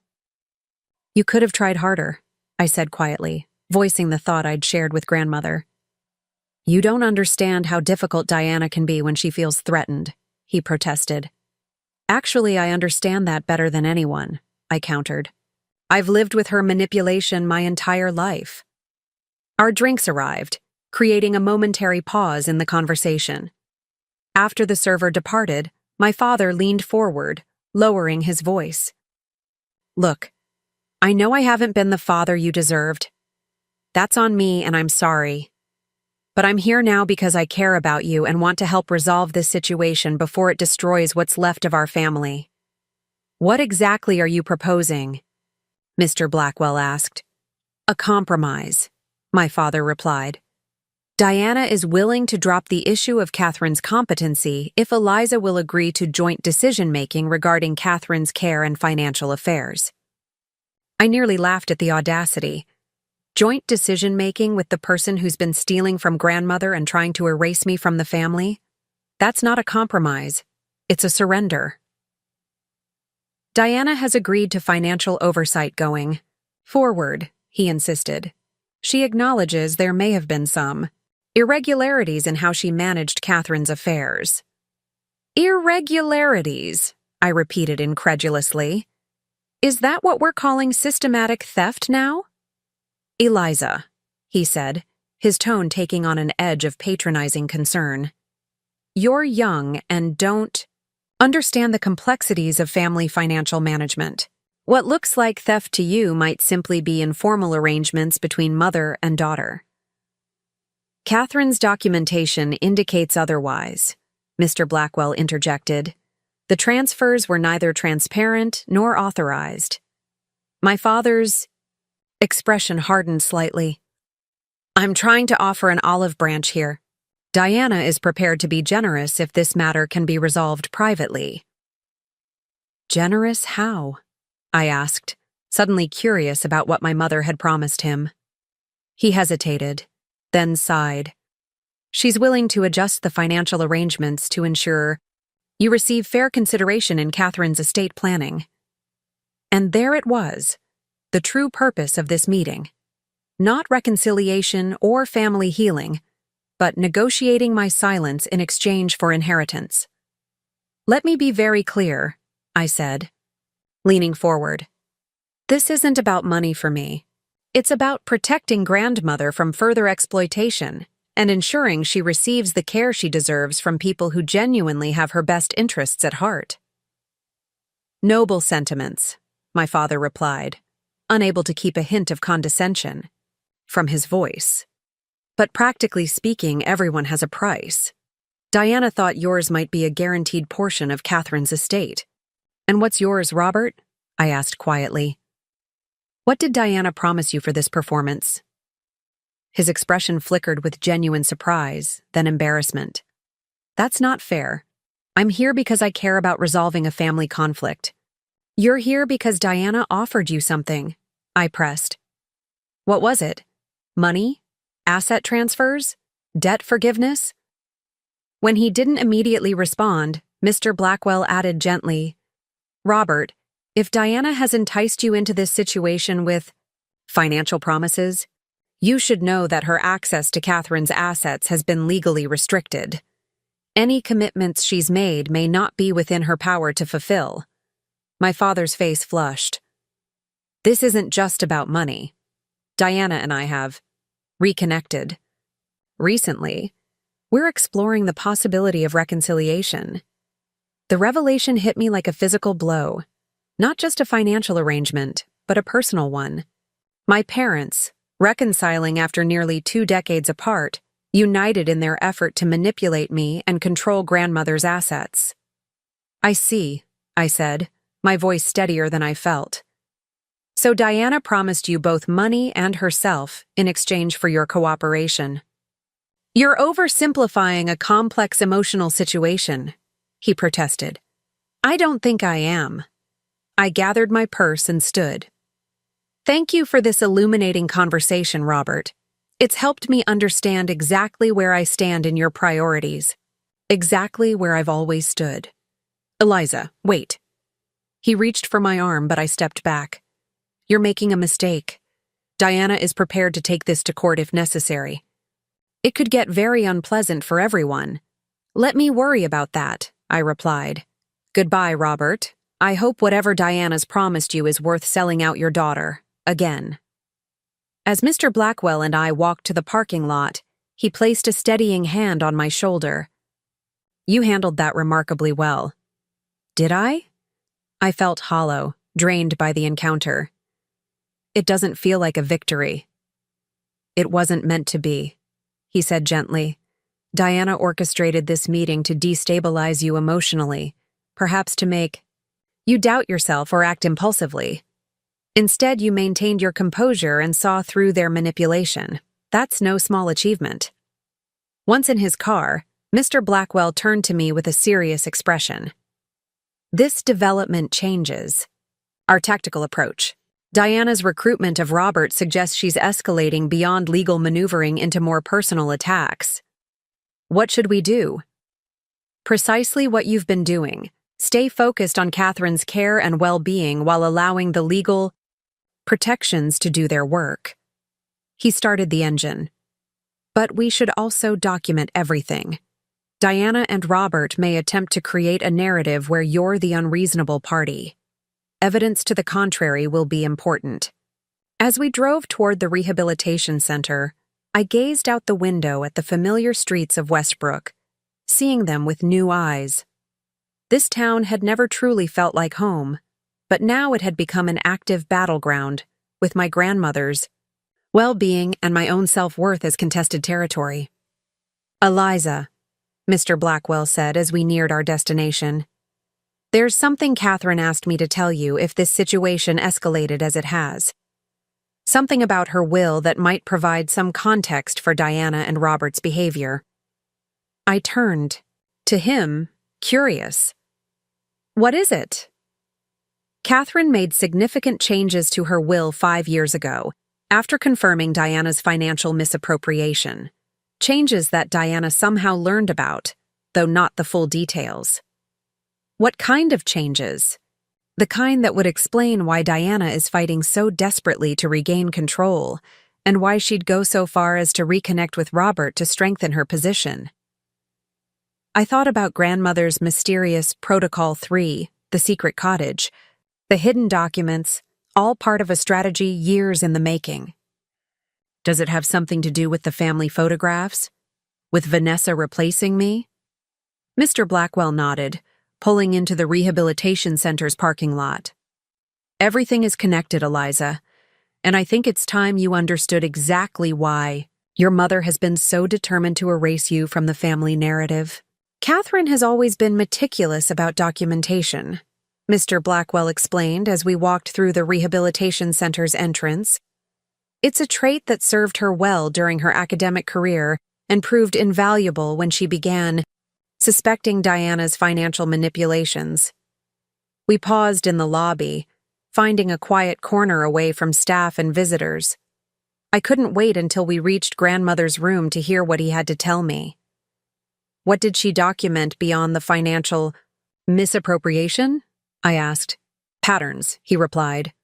Behavioral patterns that revealed Diana's true character and intentions. The altered photographs were just one piece of evidence. Evidence of what, exactly? Mr. Blackwell's expression turned grave. A systematic attempt to replace you with Vanessa, not just visually in family records, but legally in terms of inheritance and family standing. Though I'd witnessed this replacement firsthand for years, hearing it articulated so bluntly sent a chill through me. How could Mother hope to legally replace me in grandmother's will? That's not something she could force. No, but she could attempt to influence Catherine through various means: emotional manipulation, selective information, even medical intervention. He hesitated. About 4 years ago, Diana began suggesting Catherine should update her will to reflect the new family structure. She presented it as a way to include Richard and Vanessa, but the documents she tried to get Catherine to sign would have substantially reduced your inheritance while elevating Vanessa's position. And grandmother refused? She did more. Then refuse, Mr. Blackwell said with a hint of admiration. She pretended to consider the changes while secretly documenting every manipulation attempt. Then she completely rewrote her will without Diana's knowledge. We resumed walking toward grandmother's room. What does the real will say? I asked. That's for Catherine to share with you, he replied. But I can tell you that it includes specific provisions based on her observations of Diana's behavior toward you over the years. Provisions that would explain Diana's desperate attempts to maintain the fiction that Vanessa has replaced you in the family structure. When we entered grandmother's room, she was sitting in a chair by the window, a physical therapy assistant helping her with hand exercises. Her face brightened when she saw us, but quickly turned serious when she noted our expressions. I take it the meeting with Robert didn't go well, she observed after the assistant left. About as expected, I replied, taking the seat across from her. He's working with Mother. They're apparently reconciling their relationship. Grandmother nodded, unsurprised. Diana always did know how to manipulate Robert. What did they propose? I explained my father's compromise offer, joint decision-making regarding her care and finances in exchange for dropping questions about competency. Predictable, grandmother said with a tired sigh. Diana never could accept losing control of anything she considered hers. She turned to Mr. Blackwell. I assume you've told Eliza it's time she knew the full story. I mentioned that your will might explain Diana's behavior, but left the details for you to share, he confirmed. Grandmother reached for my hand. Eliza, what I'm about to tell you may be difficult to hear, but you deserve to know the truth. Not just about my will, but about why Diana has been so determined to minimize your role in the family while elevating Vanessa's. I braced myself, squeezing her hand gently. I'm ready. It begins with your grandfather's family, she said. The Bennetts have a complex inheritance structure dating back generations. Certain assets, including the main house and several valuable investments, are governed by trust provisions that specify how property passes through the family line. I didn't know that, I said, surprised. Mother never mentioned any family trusts. She's aware of them, though not all the details, grandmother continued. What she does know is that the most valuable Bennett assets pass through direct bloodline descendants only. The implication began to dawn on me. So Vanessa, as a step relation, would not qualify to inherit those particular assets. Grandmother confirmed. Only direct Bennett descendants can receive them. But wouldn't that apply to Mother as well? She's your daughter. Grandmother and Mr. Blackwell exchanged glances. That's where things become complicated, she said. Carefully. Diana is not a Bennett by blood. I stared at her, confused. What do you mean? She's your daughter. She's my daughter through adoption, grandmother clarified gently. Something we've never hidden, but which Diana has always been sensitive about. The revelation stunned me. Mother is adopted, but she looks so much like you. A coincidence that reinforced her sense of belonging, grandmother explained. Diana was 3 when my late husband and I adopted her. Her biological parents had died in an accident, and she was a distant relative on my husband's side. The physical resemblance made the transition easier for everyone. I had no idea, I whispered. She never told me. As I said, it wasn't a secret, but Diana preferred not to discuss it. As she grew older, she became increasingly fixated on proving she was truly a Bennett, on belonging completely to our family line. But what does this have to do with me and Vanessa? Grandmother's expression softened. Everything, my dear. You see, you are the only direct blood descendant of the Bennett line. My husband was the last male Bennett, and while Diana is our daughter in every way that matters emotionally, the trust provisions are explicit about bloodlines. You, as my biological granddaughter through my husband's line, are the only one who can inherit certain family assets. The pieces began falling into place with devastating clarity. So when Mother married Richard and Vanessa became part of the family, Diana saw an opportunity, Mr. Blackwell continued. If she could somehow diminish your status in the family while elevating Vanessa's, she might find a way to challenge the inheritance provisions. The altered photographs, I murmured, understanding dawning. They weren't just about her preference for Vanessa. They were about creating a false historical record. Exactly, grandmother confirmed. Diana was systematically constructing a narrative where Vanessa had essentially replaced you as the Bennett granddaughter. Combined with my potential mental decline, which she's been subtly suggesting to my doctors for years, she hoped to eventually challenge the trust provisions. But that's absurd, I protested. Changing photographs doesn't change biology. In isolation, no, Mr. Blackwell agreed, but combined with other elements, medical records suggesting Catherine's confusion about family relationships, documentation, showing Vanessa had assumed a daughter-like role while you remained distant, testimony from family friends about how Vanessa had become the real granddaughter in practice. It could create enough ambiguity for a legal challenge. I tried to absorb the magnitude of this deception. So, all these years, Mother's resentment toward me, her favoritism toward Vanessa, it wasn't just personality conflict or preference. It was a calculated strategy to change the inheritance structure. Diana's relationship with money and status has always been complicated, grandmother said sadly. Having grown up with the uncertainty of losing her first family, she developed an intense need for security and belonging. That manifested as an obsession with controlling family assets and maintaining social position. When did you realize what she was doing with the photographs and the replacement narrative? I had suspicions for years, but confirmation came about 5 years ago when I discovered she'd been systematically altering family records and photographs. Not just recent ones, but historical archives, removing you from family events, inserting Vanessa into moments that occurred before she even joined our family. The meticulous nature of my mother's deception was breathtaking. And that's when you created Protocol 3? Yes. I worked with Henry to document everything and restructure my will to protect both you and the family assets.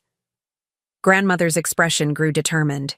My new will not only confirms your position as the rightful Bennett heir, but includes specific provisions addressing Diana's manipulation attempts. What kind of provisions? I asked. Mr. Blackwell answered. The will explicitly references the altered photographs and financial misappropriation, establishing that Catherine was fully aware of Diana's actions. It includes a no contest clause that would disinherit anyone who challenges its terms. But most significantly, grandmother continued, it contains what legal experts call an ethical behavior clause. Diana's inheritance is conditional upon her demonstrating respect for family history and relationships, specifically, her treatment of you. I felt a strange mix of vindication and sadness. So if she continues trying to erase me from the family, she risks losing her entire inheritance, grandmother confirmed. The clause is carefully worded to require measurable behaviors, not just vague concepts like respect. It includes returning original family photographs to their unaltered state, acknowledging your position in the family and making financial restitution for misappropriated funds. What about Vanessa? I asked, suddenly concerned about my stepsister's position. Despite being manipulated as a pawn in my mother's schemes, she wasn't responsible for creating them. Vanessa is provided for separately, grandmother assured me. I bear no ill will toward her or Richard. They've been caught in Diana's machinations just as you have, though in different ways. I sat back, trying to process everything. Does Mother know about these provisions? She knows the will has been changed, but not the specific terms, Mr. Blackwell explained. When she learned of the changes through a careless comment from my assistant several years ago, she began escalating her efforts to control Catherine's affairs, including the increased financial misappropriation, grandmother added. Diana's spending became more erratic and substantial after she realized I had revised my will. I believe she was attempting to secure as many assets as possible before any changes took effect. And now that you've had a stroke, she sees both urgency and opportunity, grandmother finished my thought. My health crisis creates a deadline for her plans while potentially providing a basis for claiming I'm mentally incompetent. The complexity of the situation was overwhelming. My mother hadn't just been a difficult parent with a preference for my stepsister. She'd been orchestrating an elaborate scheme to fundamentally alter our family structure and inheritance patterns. The photographs weren't just painful emotional manipulations, they were elements in a legal strategy spanning years. What happens now? I asked, looking between grandmother and Mr. Blackwell. Now that Diana has escalated by bringing Robert into the situation, we need to be prepared for more aggressive tactics, Mr. Blackwell advised. She's likely to pursue the competency evaluation more forcefully and may attempt to challenge your healthcare proxy status. We should move forward with transferring me to the cottage after rehabilitation, grandmother added. Being in a space Diana can't access will provide both practical security and peace of mind. What about the family photographs, the originals that haven't been altered? Safely secured in a bank vault, Mr. Blackwell assured me, along with other documentation establishing the historical accuracy of family relationships. Grandmother suddenly looked tired, the conversation having clearly taxed her limited energy. There's one more thing you should know, Eliza. Something I've kept from everyone, including Henry, until now. Mr. Blackwell raised an eyebrow in surprise.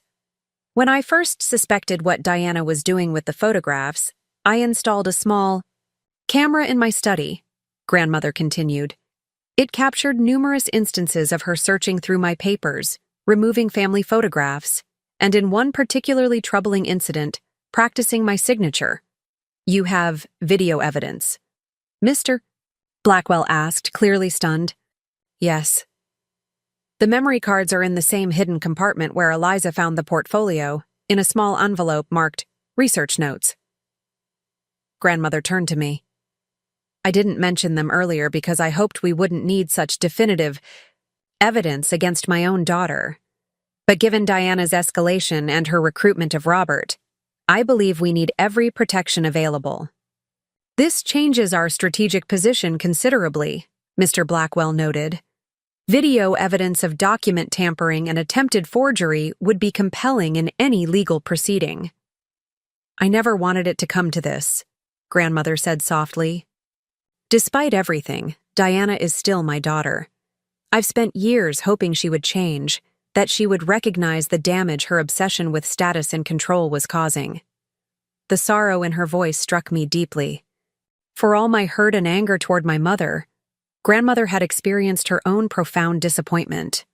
Watching the daughter she'd raised become someone capable of such calculated manipulation.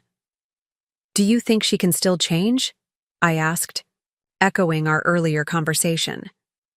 Grandmother looked out the window, her expression reflective.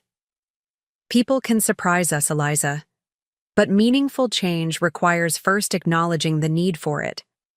Diana is still firmly entrenched in denial and justification.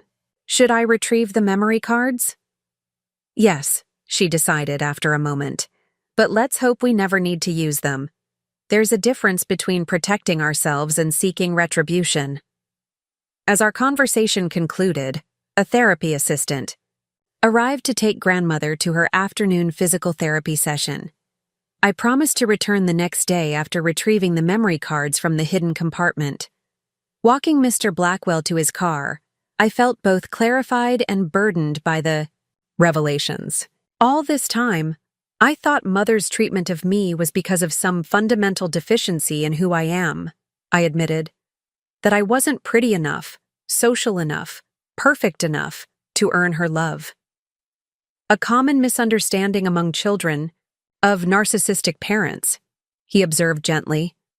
They internalize the parent's behavior as reflection of their worth, when it's actually a manifestation of the parent's own brokenness. How do I move forward with this knowledge? It explains so much, but it doesn't heal the damage. Healing comes gradually, with understanding and proper boundaries, he advised. For now, focus on what Catherine needs and on protecting yourself from further manipulation. The rest will unfold in its own time. As I watched him drive away, I felt a strange mixture of grief and liberation. The truth about my mother's schemes had finally been revealed, but with it came the painful certainty that the mother I'd always hoped for, one who would love me unconditionally and see me clearly, had never existed, and likely never would. Yet there was also freedom in that truth. The weight of constantly trying to earn her approval, of questioning my own worth based on her treatment, could finally be set down. I was not deficient or unlovable. I was, quite simply, an obstacle to her ambitions, one she had tried to systematically remove from the family narrative. As I walked to my car, my phone buzzed with a text from an unknown number. "We need to talk alone. Vanessa." I stared at the message, uncertain how to respond. Vanessa had seemed genuinely confused during her hospital visit, caught between loyalty to my mother and dawning awareness of the manipulation surrounding her. But was this message truly from her, or another of my mother's tactics? After a moment's hesitation, I replied, "How do I know this is really Vanessa?" The response came quickly. "I'm wearing your blue MIT sweatshirt right now, the one you left in your closet last year. It still smells like your lavender detergent." The detail was convincing. Specific enough that it wouldn't be something my mother would think to include in a fake message. I texted back, "When and where?" "Lakeside Park, by the old boathouse." 30 minutes? I checked the time. It was nearly 4 p.m., giving me enough daylight for a safe meeting in a public place. "I'll be there." Lakeside Park had been a sanctuary during my high school years, far enough from our neighborhood that I rarely encountered classmates or family friends, but close enough to reach by bike. The boathouse, a weathered wooden structure rarely used except during summer months, offered privacy without isolation. I arrived first, parking in the small lot and walking down to the lakeshore. The November afternoon was chilly, the sun already beginning its early winter descent. I zipped my jacket higher, watching my breath form small clouds in the cold air. The crunch of gravel announced Vanessa's arrival. She approached slowly, wearing my MIT sweatshirt as promised, her expression uncertain. Without the carefully applied makeup she typically wore, she looked younger and more vulnerable. Thanks for coming, she said, stopping a few feet away. Your text was intriguing, I replied neutrally. Vanessa glanced around nervously. I didn't tell anyone I was meeting. You, not even my dad. Why the secrecy? Because Diana wouldn't want me talking to you directly. She wrapped her arms around herself. Whether from cold or discomfort, I couldn't tell. Things have gotten really weird at home since your grandmother's stroke. Weird how? Diana's been acting erratic, going through Catherine's things, making late-night phone calls, drinking more than usual. Vanessa hesitated. Last night I overheard her arguing with your father. She promised him money she doesn't have access to, and when he pointed that out, she said it wouldn't matter once the old woman is declared incompetent. A chill that had nothing to do with the weather ran through me. She referred to grandmother as the old woman? Vanessa nodded. She didn't know I was listening. It was ugly. Not the Diana she presents to everyone else. We began walking along the lakeshore, our footsteps synchronizing naturally. Why are you telling me this? I asked. You've always been loyal to my mother. Have I had a choice? Her question carried a weight of realization. Since Mom died when I was 12, Diana has been the only mother figure in my life. Dad was so relieved when she took an interest in me, made me feel welcome in your family. But lately I've been wondering about the price of that welcome. What do you mean? Vanessa stopped, turning to face me directly. The photographs, Eliza. I knew about the holiday cards and social media posts. Diana said it was just to show a unified family image. But yesterday, I found a box in her closet full of original family photos. Photos where you've been cut out or I've been edited in. Some from years before Dad and I even met your family. Her distress seemed genuine, her eyes troubled and questioning. There's one picture, you and Catherine at some science fair. You're holding a trophy, but Diana altered it to put my face over yours. Why would she do that?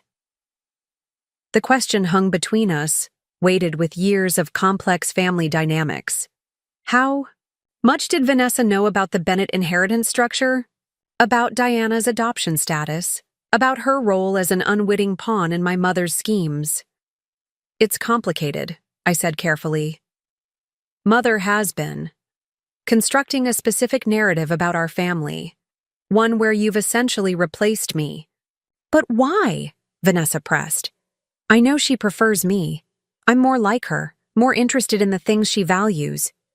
But this goes beyond preference. It's like she's trying to erase you completely and substitute me instead. It feels calculated. It is calculated, I confirmed, and it has to do with inheritance and family status more than personal preference. I explained the basics, the Bennett bloodline requirements for certain inheritances, grandmother's discovery of financial misappropriation, and my mother's efforts to position Vanessa as the real granddaughter. I omitted the details about Diana's adoption, feeling that particular revelation wasn't mine to share. Vanessa listened with growing horror. So she's been using me, she said flatly when I finished. All the attention, the gifts, the special bond we supposedly share, it was about positioning me to challenge your inheritance rights? I believe she does care for you, I offered, surprised to find myself defending my mother. But yes, there was an ulterior motive to how she elevated your position in the family. Vanessa sank onto a nearby bench, looking stunned. I feel so stupid. All these years, I thought she chose me because I was special somehow. Because I fitted into her world better than you did. She looked up, her expression contrite. I'm sorry, Eliza. I enjoyed being the favorite. I liked feeling chosen, especially after losing my mom. I never questioned why Diana treated you the way she did. You were a child when your mother died and our parents married, I said gently. You needed a mother figure, and Diana offered that. You couldn't have known about her deeper motivations. But I participated, Vanessa insisted. I wore your necklace knowing it upset you. I accepted being photoshopped into your childhood memories. I let her isolate you from family events without questioning it. She ran her hands through her hair in frustration. I was complicit, even if I didn't understand the full picture. Her self-awareness surprised me.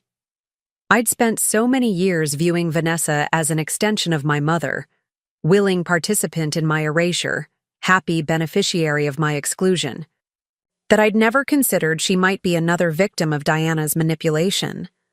What changed? I asked. Why are you telling me this now? Last night, after I overheard Diana and your father arguing, I found her in Catherine's study going through the desk drawers.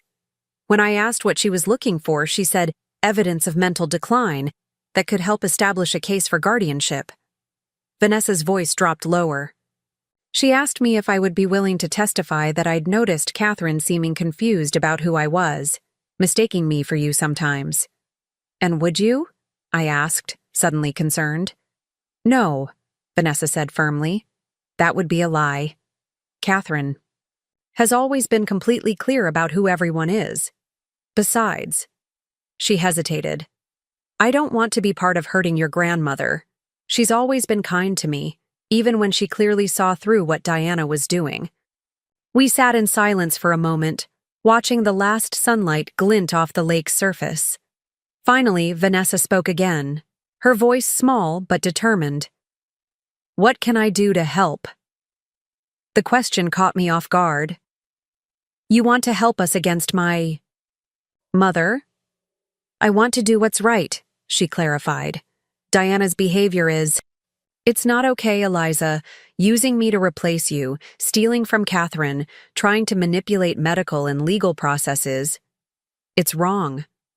I don't want to be part of it anymore. I considered her offer carefully. It could put you in a difficult position. You still live in the house with her and Richard. I know, but I can't just pretend I don't see what's happening now.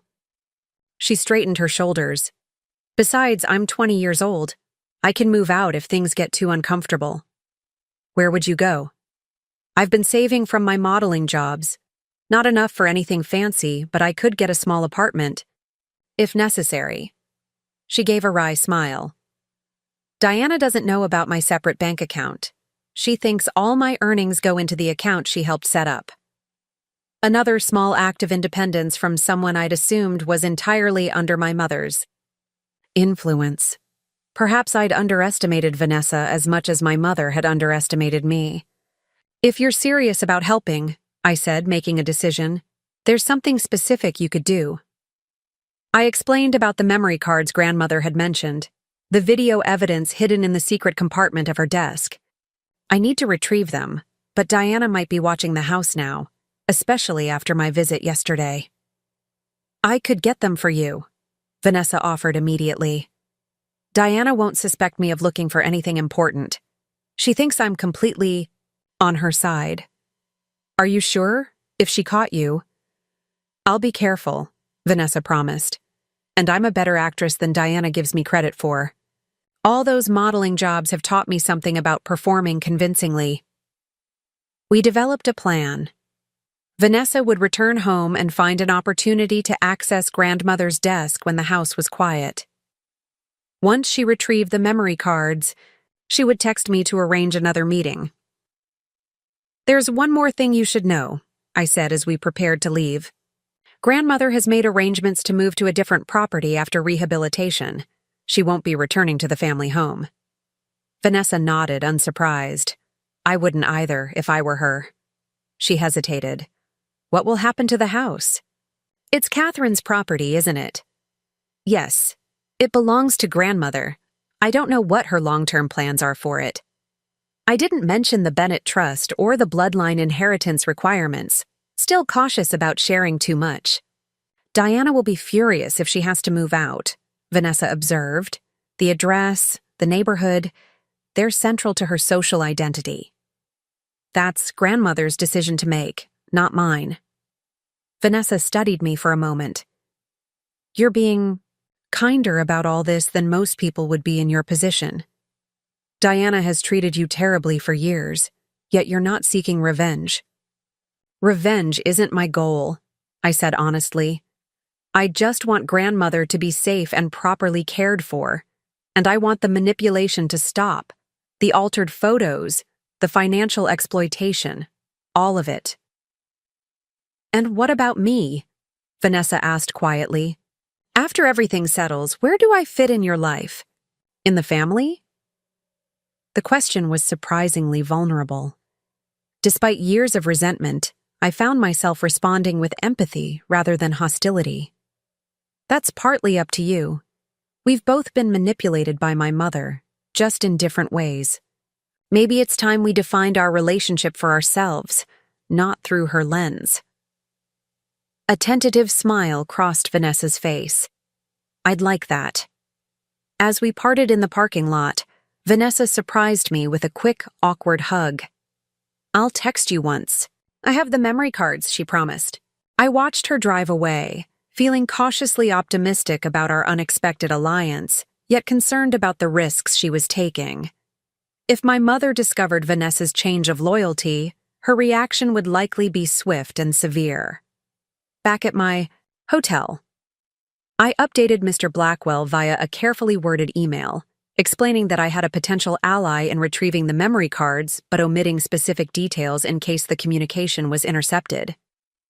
His response was prompt. Proceed with caution.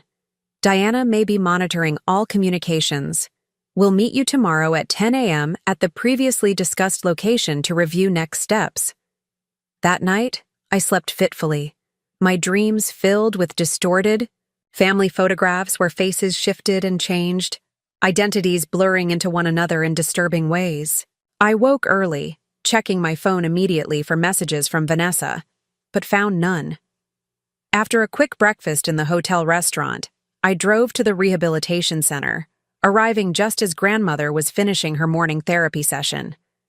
She looked stronger today, able to move her left arm with greater control and less visible fatigue.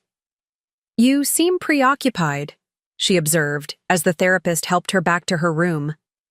Once we were alone, I explained my meeting with Vanessa and our plan to retrieve the memory cards. Do you trust her?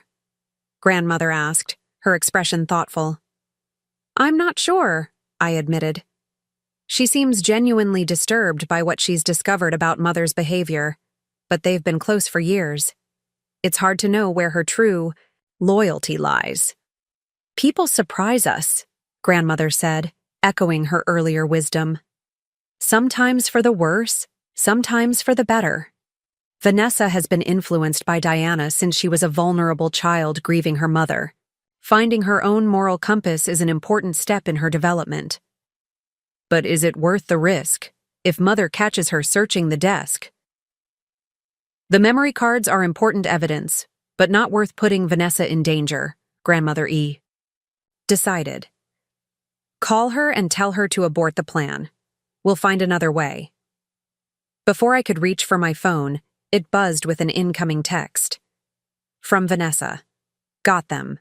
Meet same place, 1 p.m. I showed Grandmother the message, relief and concern, mingling in equal measure. She already did it. Then you need to meet her as planned, Grandmother said. But be careful, Eliza. Diana won't react well to discovering she's losing control of both her narrative and her allies.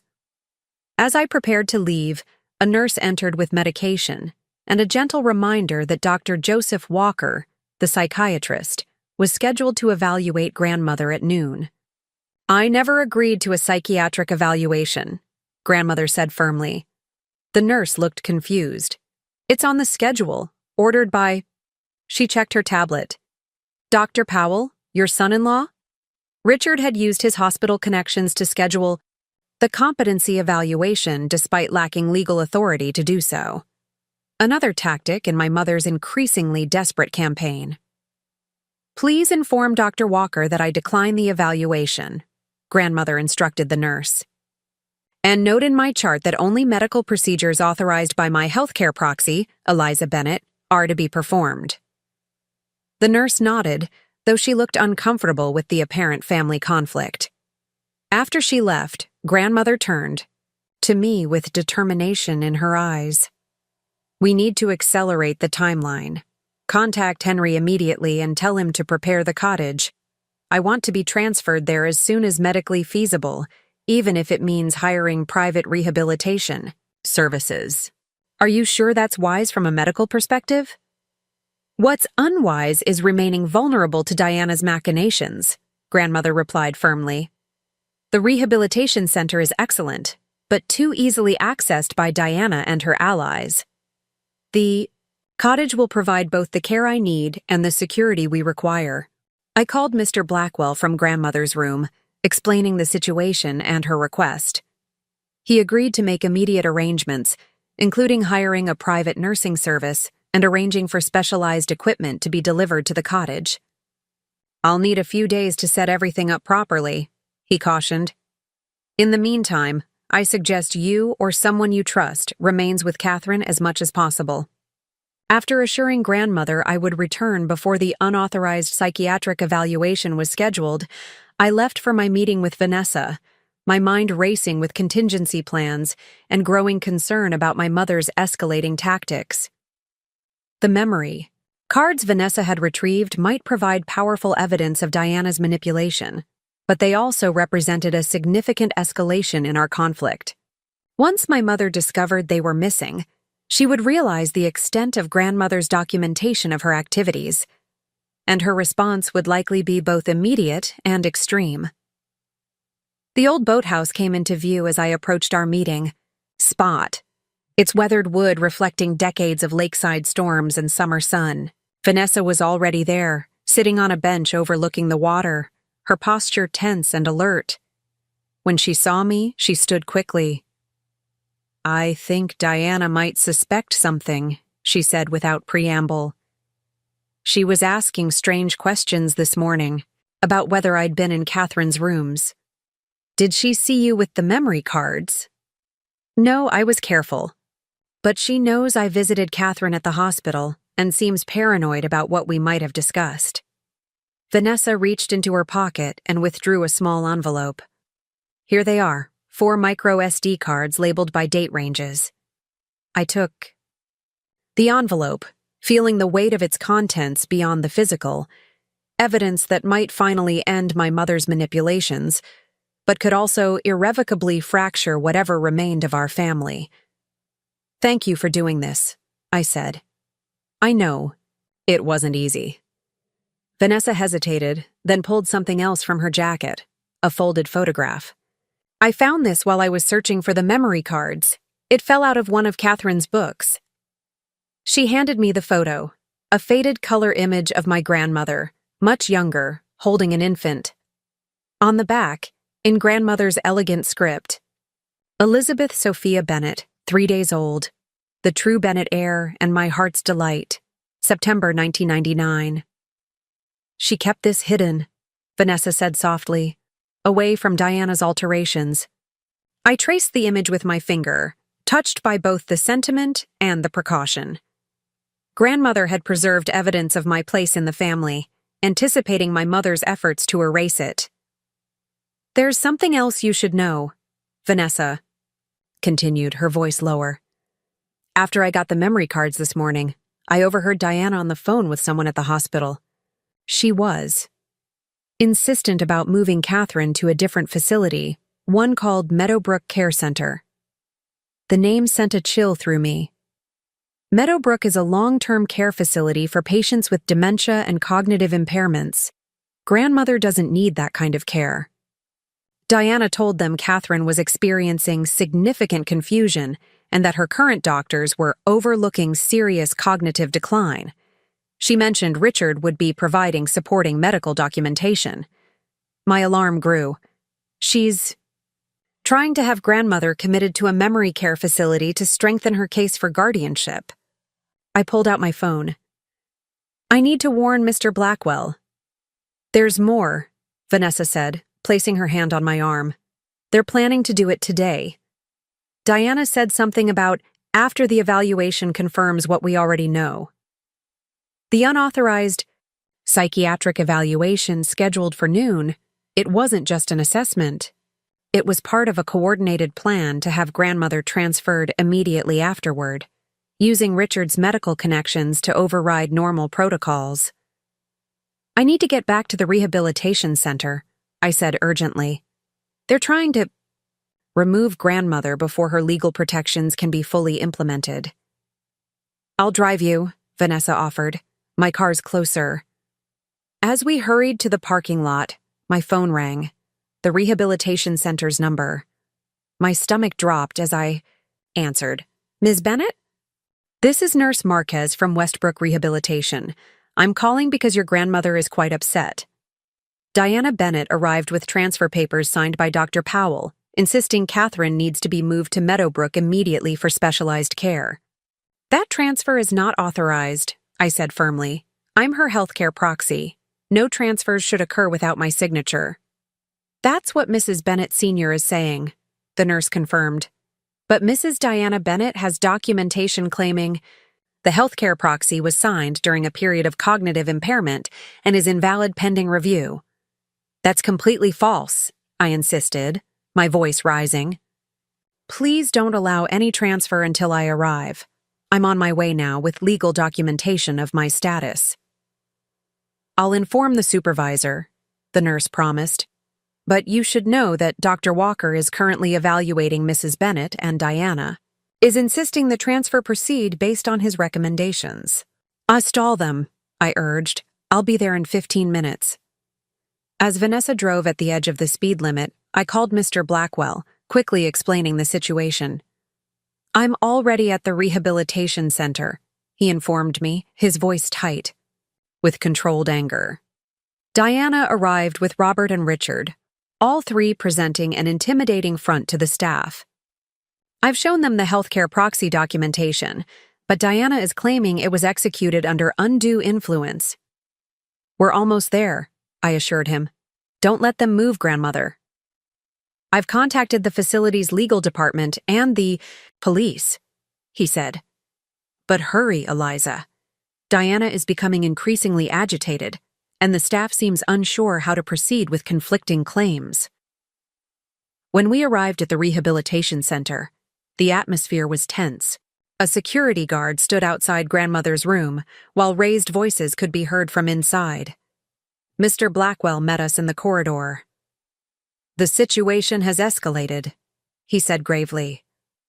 Dr. Walker completed his evaluation and, unsurprisingly, given his connection to Richard, has expressed concerns about Catherine's capacity for medical decision-making. Diana is using this as justification for immediate transfer to Meadowbrook. "She can't do that," I protested. "The healthcare proxy is legally binding." "Correct, but Diana is creating enough doubt and chaos that the facility's administration is hesitating. They don't want to be accused of ignoring a legitimate medical recommendation, especially one supported by a family member who is also a doctor." I handed him the envelope containing the memory cards. These contain video evidence of Mother searching through grandmother's papers, removing family photographs, and practicing her signature for forgery. Grandmother installed security cameras in her study years ago. Mr. Blackwell's eyebrows rose. "This could be crucial evidence if we need to seek emergency intervention from the court." He glanced at Vanessa. "How did you obtain these?" "I removed them from Catherine's desk this morning," Vanessa admitted. "Diana doesn't know I have them, or rather that I took them for Eliza." Before Mr. Blackwell could respond, the door to grandmother's room opened, and my mother emerged. Her face flushed with anger. She froze momentarily when she saw me. Then her eyes narrowed as she noticed Vanessa at my side. "What are you doing here?" she demanded of her stepdaughter.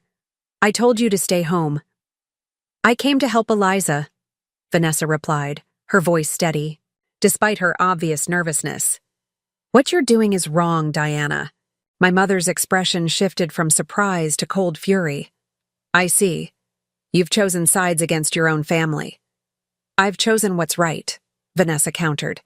"Catherine doesn't need to be in a memory care facility. You're trying to have her declared incompetent so you can control her money." "You have no idea what you're talking about," my mother snapped. "Catherine is experiencing significant cognitive decline. Dr. Walker has confirmed it. We're moving her to a facility equipped to handle her condition. The only decline here is in your ethics, Mother, I interjected, stepping forward. We have evidence of your attempts to forge grandmother's signature, your financial misappropriation, and your systematic alteration of family photographs. My father appeared in the doorway behind my mother, looking uncomfortable. Diana, perhaps we should discuss this privately. The facility administrator is suggesting we postpone any transfer until the legal questions are resolved. There are no legal questions, my mother insisted. Mother is confused and being manipulated by Eliza and that lawyer. The healthcare proxy should never have been approved in the first place. Mr. Blackwell stepped forward, his professional demeanor a stark contrast to my mother's increasing agitation. Mrs. Bennett, I would strongly advise against pursuing this course of action. Attempting to override a legally executed healthcare proxy and forcibly transferring Catherine against her will could result in serious legal consequences. Are you threatening me? My mother demanded. I'm informing you of legal reality, he replied calmly, as I've already explained to the facility administrator and the police officers who have just arrived at my request. As if on cue, 2 uniformed officers appeared at the end of the corridor, accompanied by a woman in a business suit who I assumed was from the rehabilitation center's administration. My mother's composure slipped further. This is absurd.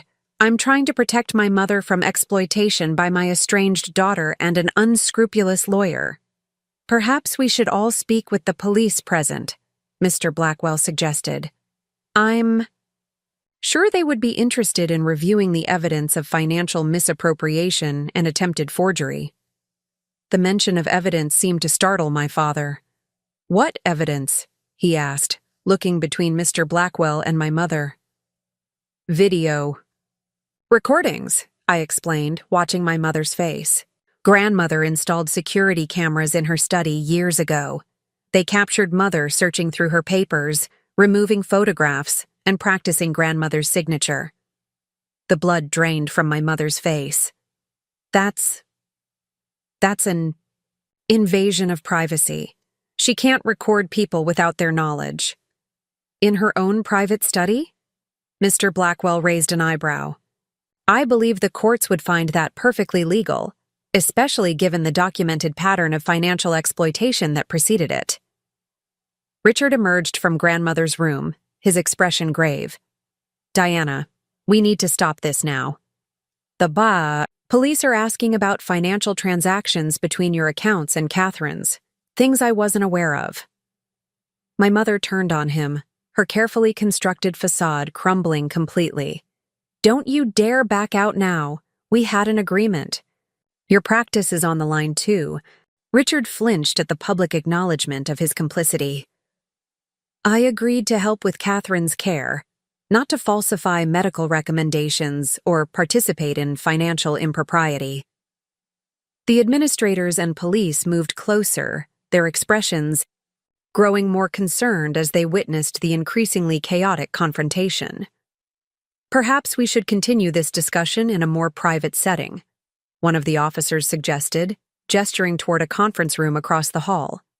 As the group began moving toward the indicated room, I slipped into grandmother's room, finding her sitting upright in her bed, alert and composed, despite the turmoil outside her door.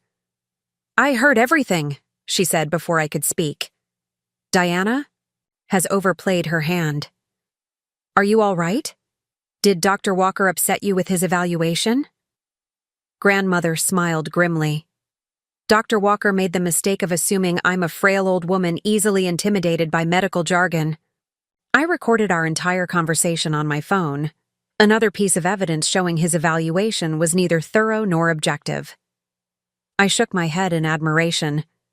You've been 3 steps ahead of Mother this entire time.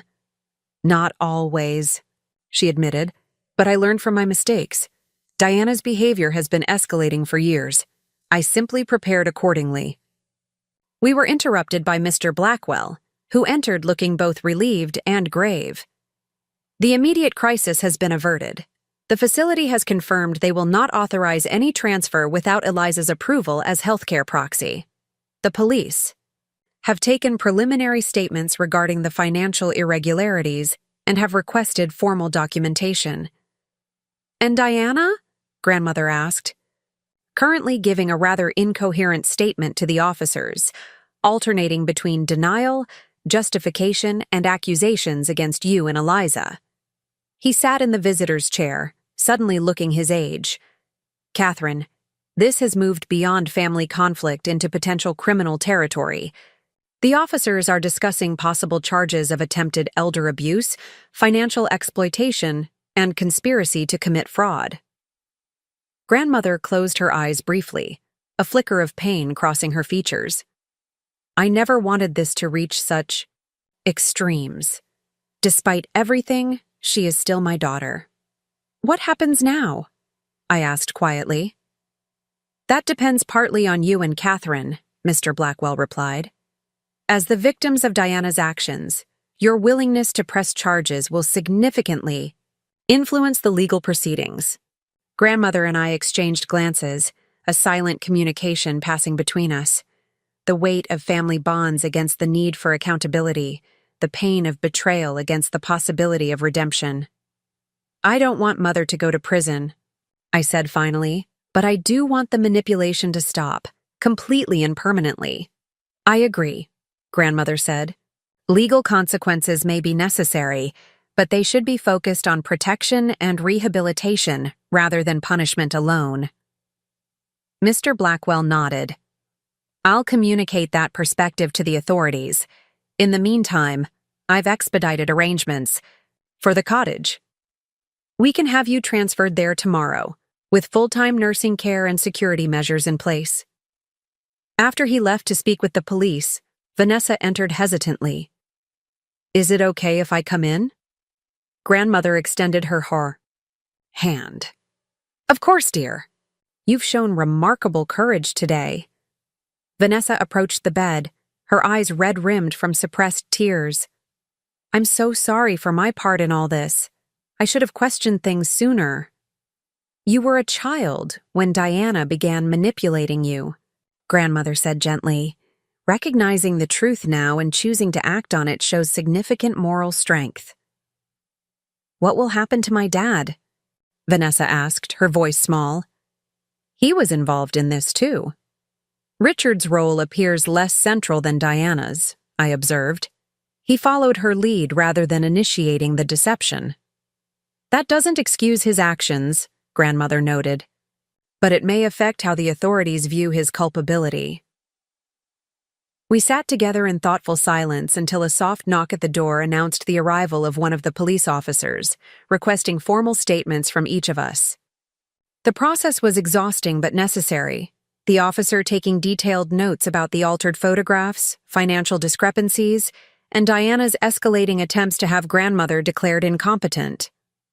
By evening, a temporary resolution had been reached. Diana was released but ordered to have no contact with Grandmother pending further investigation. Robert had slipped away during the confusion, unwilling to face potential legal scrutiny. Richard, seemingly shaken by the exposure of Diana's schemes, had returned to the family home alone. As visiting hours ended, I prepared to leave for my hotel, promising to return early the next morning for Grandmother's transfer to the cottage. What about you? I asked Vanessa, who had remained supportive throughout the grueling day. Will you be okay going back to the house with Richard? She shook her head. I can't go back there tonight. Diana will be furious about my betrayal. I called a friend who has a spare room. You could stay with me at the hotel, I offered impulsively. They have double rooms. Vanessa looked surprised, then grateful. Are you sure? Yes, I said, finding I genuinely meant it. We've both been manipulated by my mother for years. Maybe it's time we supported each other instead. That night, in the neutral territory of a hotel room, Vanessa and I talked for hours about our childhoods, our perceptions of each other, the subtle and not-so-subtle ways Diana had driven wedges between us. We discovered shared interests beyond the superficial differences my mother had always emphasized, and found ourselves laughing over absurd memories despite the seriousness of our situation. "I always thought you were so lucky," Vanessa admitted, as our conversation wound down.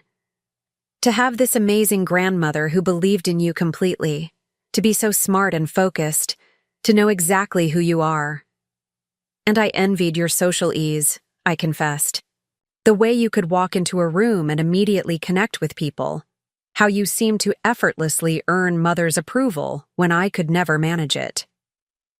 "Nothing about Diana's approval is effortless," Vanessa said with newfound wisdom.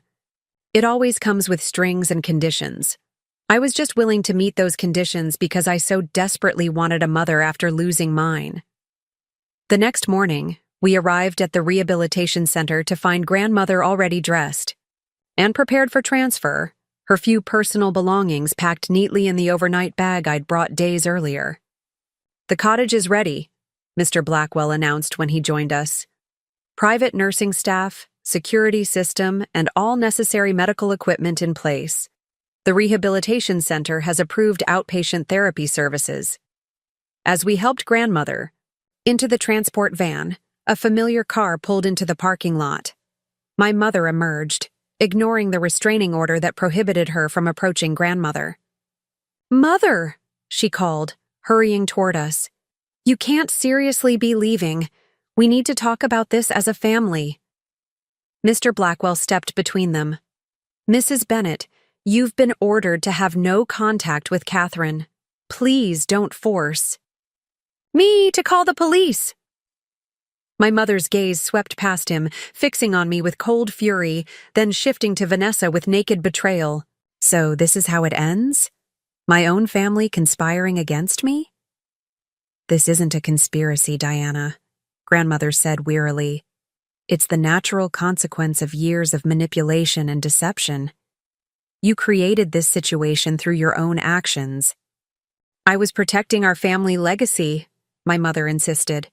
"Everything I did was to preserve what we've built, what we stand for in this community."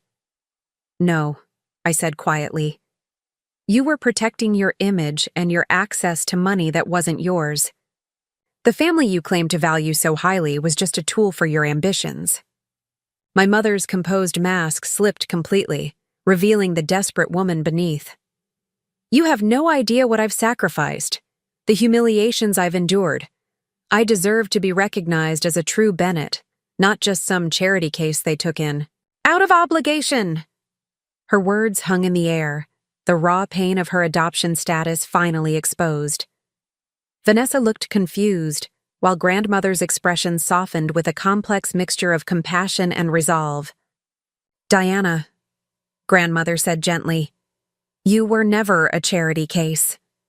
We chose you, loved you as our own. The Bennett name was freely given to you with all the love parents have for their child. That you could never accept that love as sufficient, that you needed to control and manipulate to feel secure. That's the tragedy here." My mother seemed to deflate, the righteous indignation draining away to reveal something more vulnerable. For a brief moment, I glimpsed the wounded child beneath the calculating adult, the little girl who had lost her first family and never quite believed in the permanence of her second. "The cottage has a second bedroom," grandmother said unexpectedly. "If you're willing to respect boundaries and engage in family therapy, there might eventually be a path forward for reconciliation. Not immediately, but perhaps in time." My mother stared at her, clearly caught off guard by the offer. "You would consider that? After everything that's happened?" "Family is complicated," grandmother replied. "Healing requires accountability, but it also requires compassion. The choice is yours, Diana." Without waiting for a response, she nodded to the transport driver, who closed the van door. As we pulled away, I caught a final glimpse of my mother standing alone in the parking lot, a solitary figure watching as her carefully constructed narrative crumbled around her. 1 week later, I stood beside grandmother on the porch of her cottage, watching the sun set over the small garden. Her recovery was progressing steadily, her speech almost fully restored, and her left side mobility improving daily with therapy. Have you decided about returning to MIT for the spring semester? She asked, adjusting the light blanket over her lap despite the warmth of the evening. I've arranged to complete this semester remotely, I explained. For spring, I'll return to campus but come back for long weekends. Mr. Blackwell has found excellent full-time care for you, and the security system will prevent any unauthorized visits from Mother. Diana has agreed to enter therapy, Grandmother said. Both individual counseling and family sessions, as a condition of avoiding criminal charges. Do you believe she'll change? Grandmother considered this thoughtfully. People can surprise us, Eliza. Diana's issues are deeply rooted in early trauma and insecurity. Real change will require her to confront painful truths about herself and her behavior. It won't be quick or easy. And the family photographs, the ones she altered? Henry is working with a digital restoration specialist to recover the originals from various sources. She reached for my hand. Our history cannot be erased, Eliza, no matter how skillfully someone manipulates the evidence. The truth remains the truth. As if summoned by our conversation, my phone chimed with a message from Vanessa, who had moved into a small apartment near her community college. Found more original photos in Dad's old albums. Coming by tomorrow to show you both. Also bringing that blackberry cobbler Catherine likes. I showed Grandmother the message with a smile. Vanessa has been surprisingly thoughtful during all this. Not so surprising, Grandmother observed. Once freed from Diana's influence, she's discovering who she truly is, just as you did years ago despite Diana's attempts to diminish you. The following afternoon, as Vanessa shared her discovered photographs and Grandmother told stories of the moments they captured, I reflected on the strange journey that had brought us to this point. The family portrayed in my mother's carefully edited photographs had never existed, a fiction created to serve her needs and ambitions. Yet here, in this cottage, something authentic was emerging. A relationship between Grandmother, Vanessa, and me based on truth rather than manipulation, on genuine connection rather than calculated performance. It wasn't the perfect family from the holiday cards, with coordinated outfits and manufactured smiles. It was messier, more complicated, but fundamentally real. 2 months later, as winter yielded to early spring, Mr. Blackwell called with news. The forensic accountant has completed the review of Catherine's finances. As expected, Diana's misappropriation was extensive. What happens now? I asked. The trust will require restitution, but Catherine has requested it be structured as a long-term repayment plan rather than immediate legal action. Diana has agreed to the terms. After we hung up, I joined Grandmother in the garden, where she was supervising the planting of new rose bushes from her wheelchair. Mr. Blackwell called about Mother's financial restitution, I told her. She nodded, unsurprised. Diana called yesterday to discuss it. She seemed different. More subdued, less defensive. Do you think it's genuine, or just another performance? Time will tell, Grandmother said wisely. But her therapist reports she's doing the difficult work of examining her behaviors and their roots. That's a start. As we watched the gardener carefully position a fragrant climbing rose against the cottage trellis, Grandmother handed me an envelope. This arrived from the digital restoration specialist this morning. Inside was a family photograph I remembered from my childhood. Grandmother, my grandfather, my mother, and me at about age 5. Standing together on the porch of the family home. My mother had altered this image years ago, replacing me with Vanessa and changing the date. The original, Grandmother said softly, one of many being restored. I studied the image, noting how my mother's smile reached her eyes in this unaltered version, how her hand rested protectively on my shoulder. Before the resentment had fully formed, before she had decided I was an obstacle rather than a daughter. There was love there once, Grandmother observed, following my gaze. beneath the ambition and insecurity. Perhaps with time and healing, there can be again. I wasn't sure I shared her optimism, but I respected her capacity for hope despite everything she had endured. That evening, I received an unexpected text from my mother, the first direct communication since the confrontation at the rehabilitation center. I found some of your research papers from MIT online. Your work on targeted drug delivery systems is impressive. I didn't understand much of it, but I'm proud of what you've accomplished. The message was awkward, tentative, not the polished performance of the mother who had systematically erased me from family photographs. But perhaps that was the point. Maybe real connection could only begin when the perfect images were set aside, allowing the complicated, imperfect truth to emerge. I thought carefully before responding. Thank you. That means more than you might realize. It was a small step, uncertain and fragile.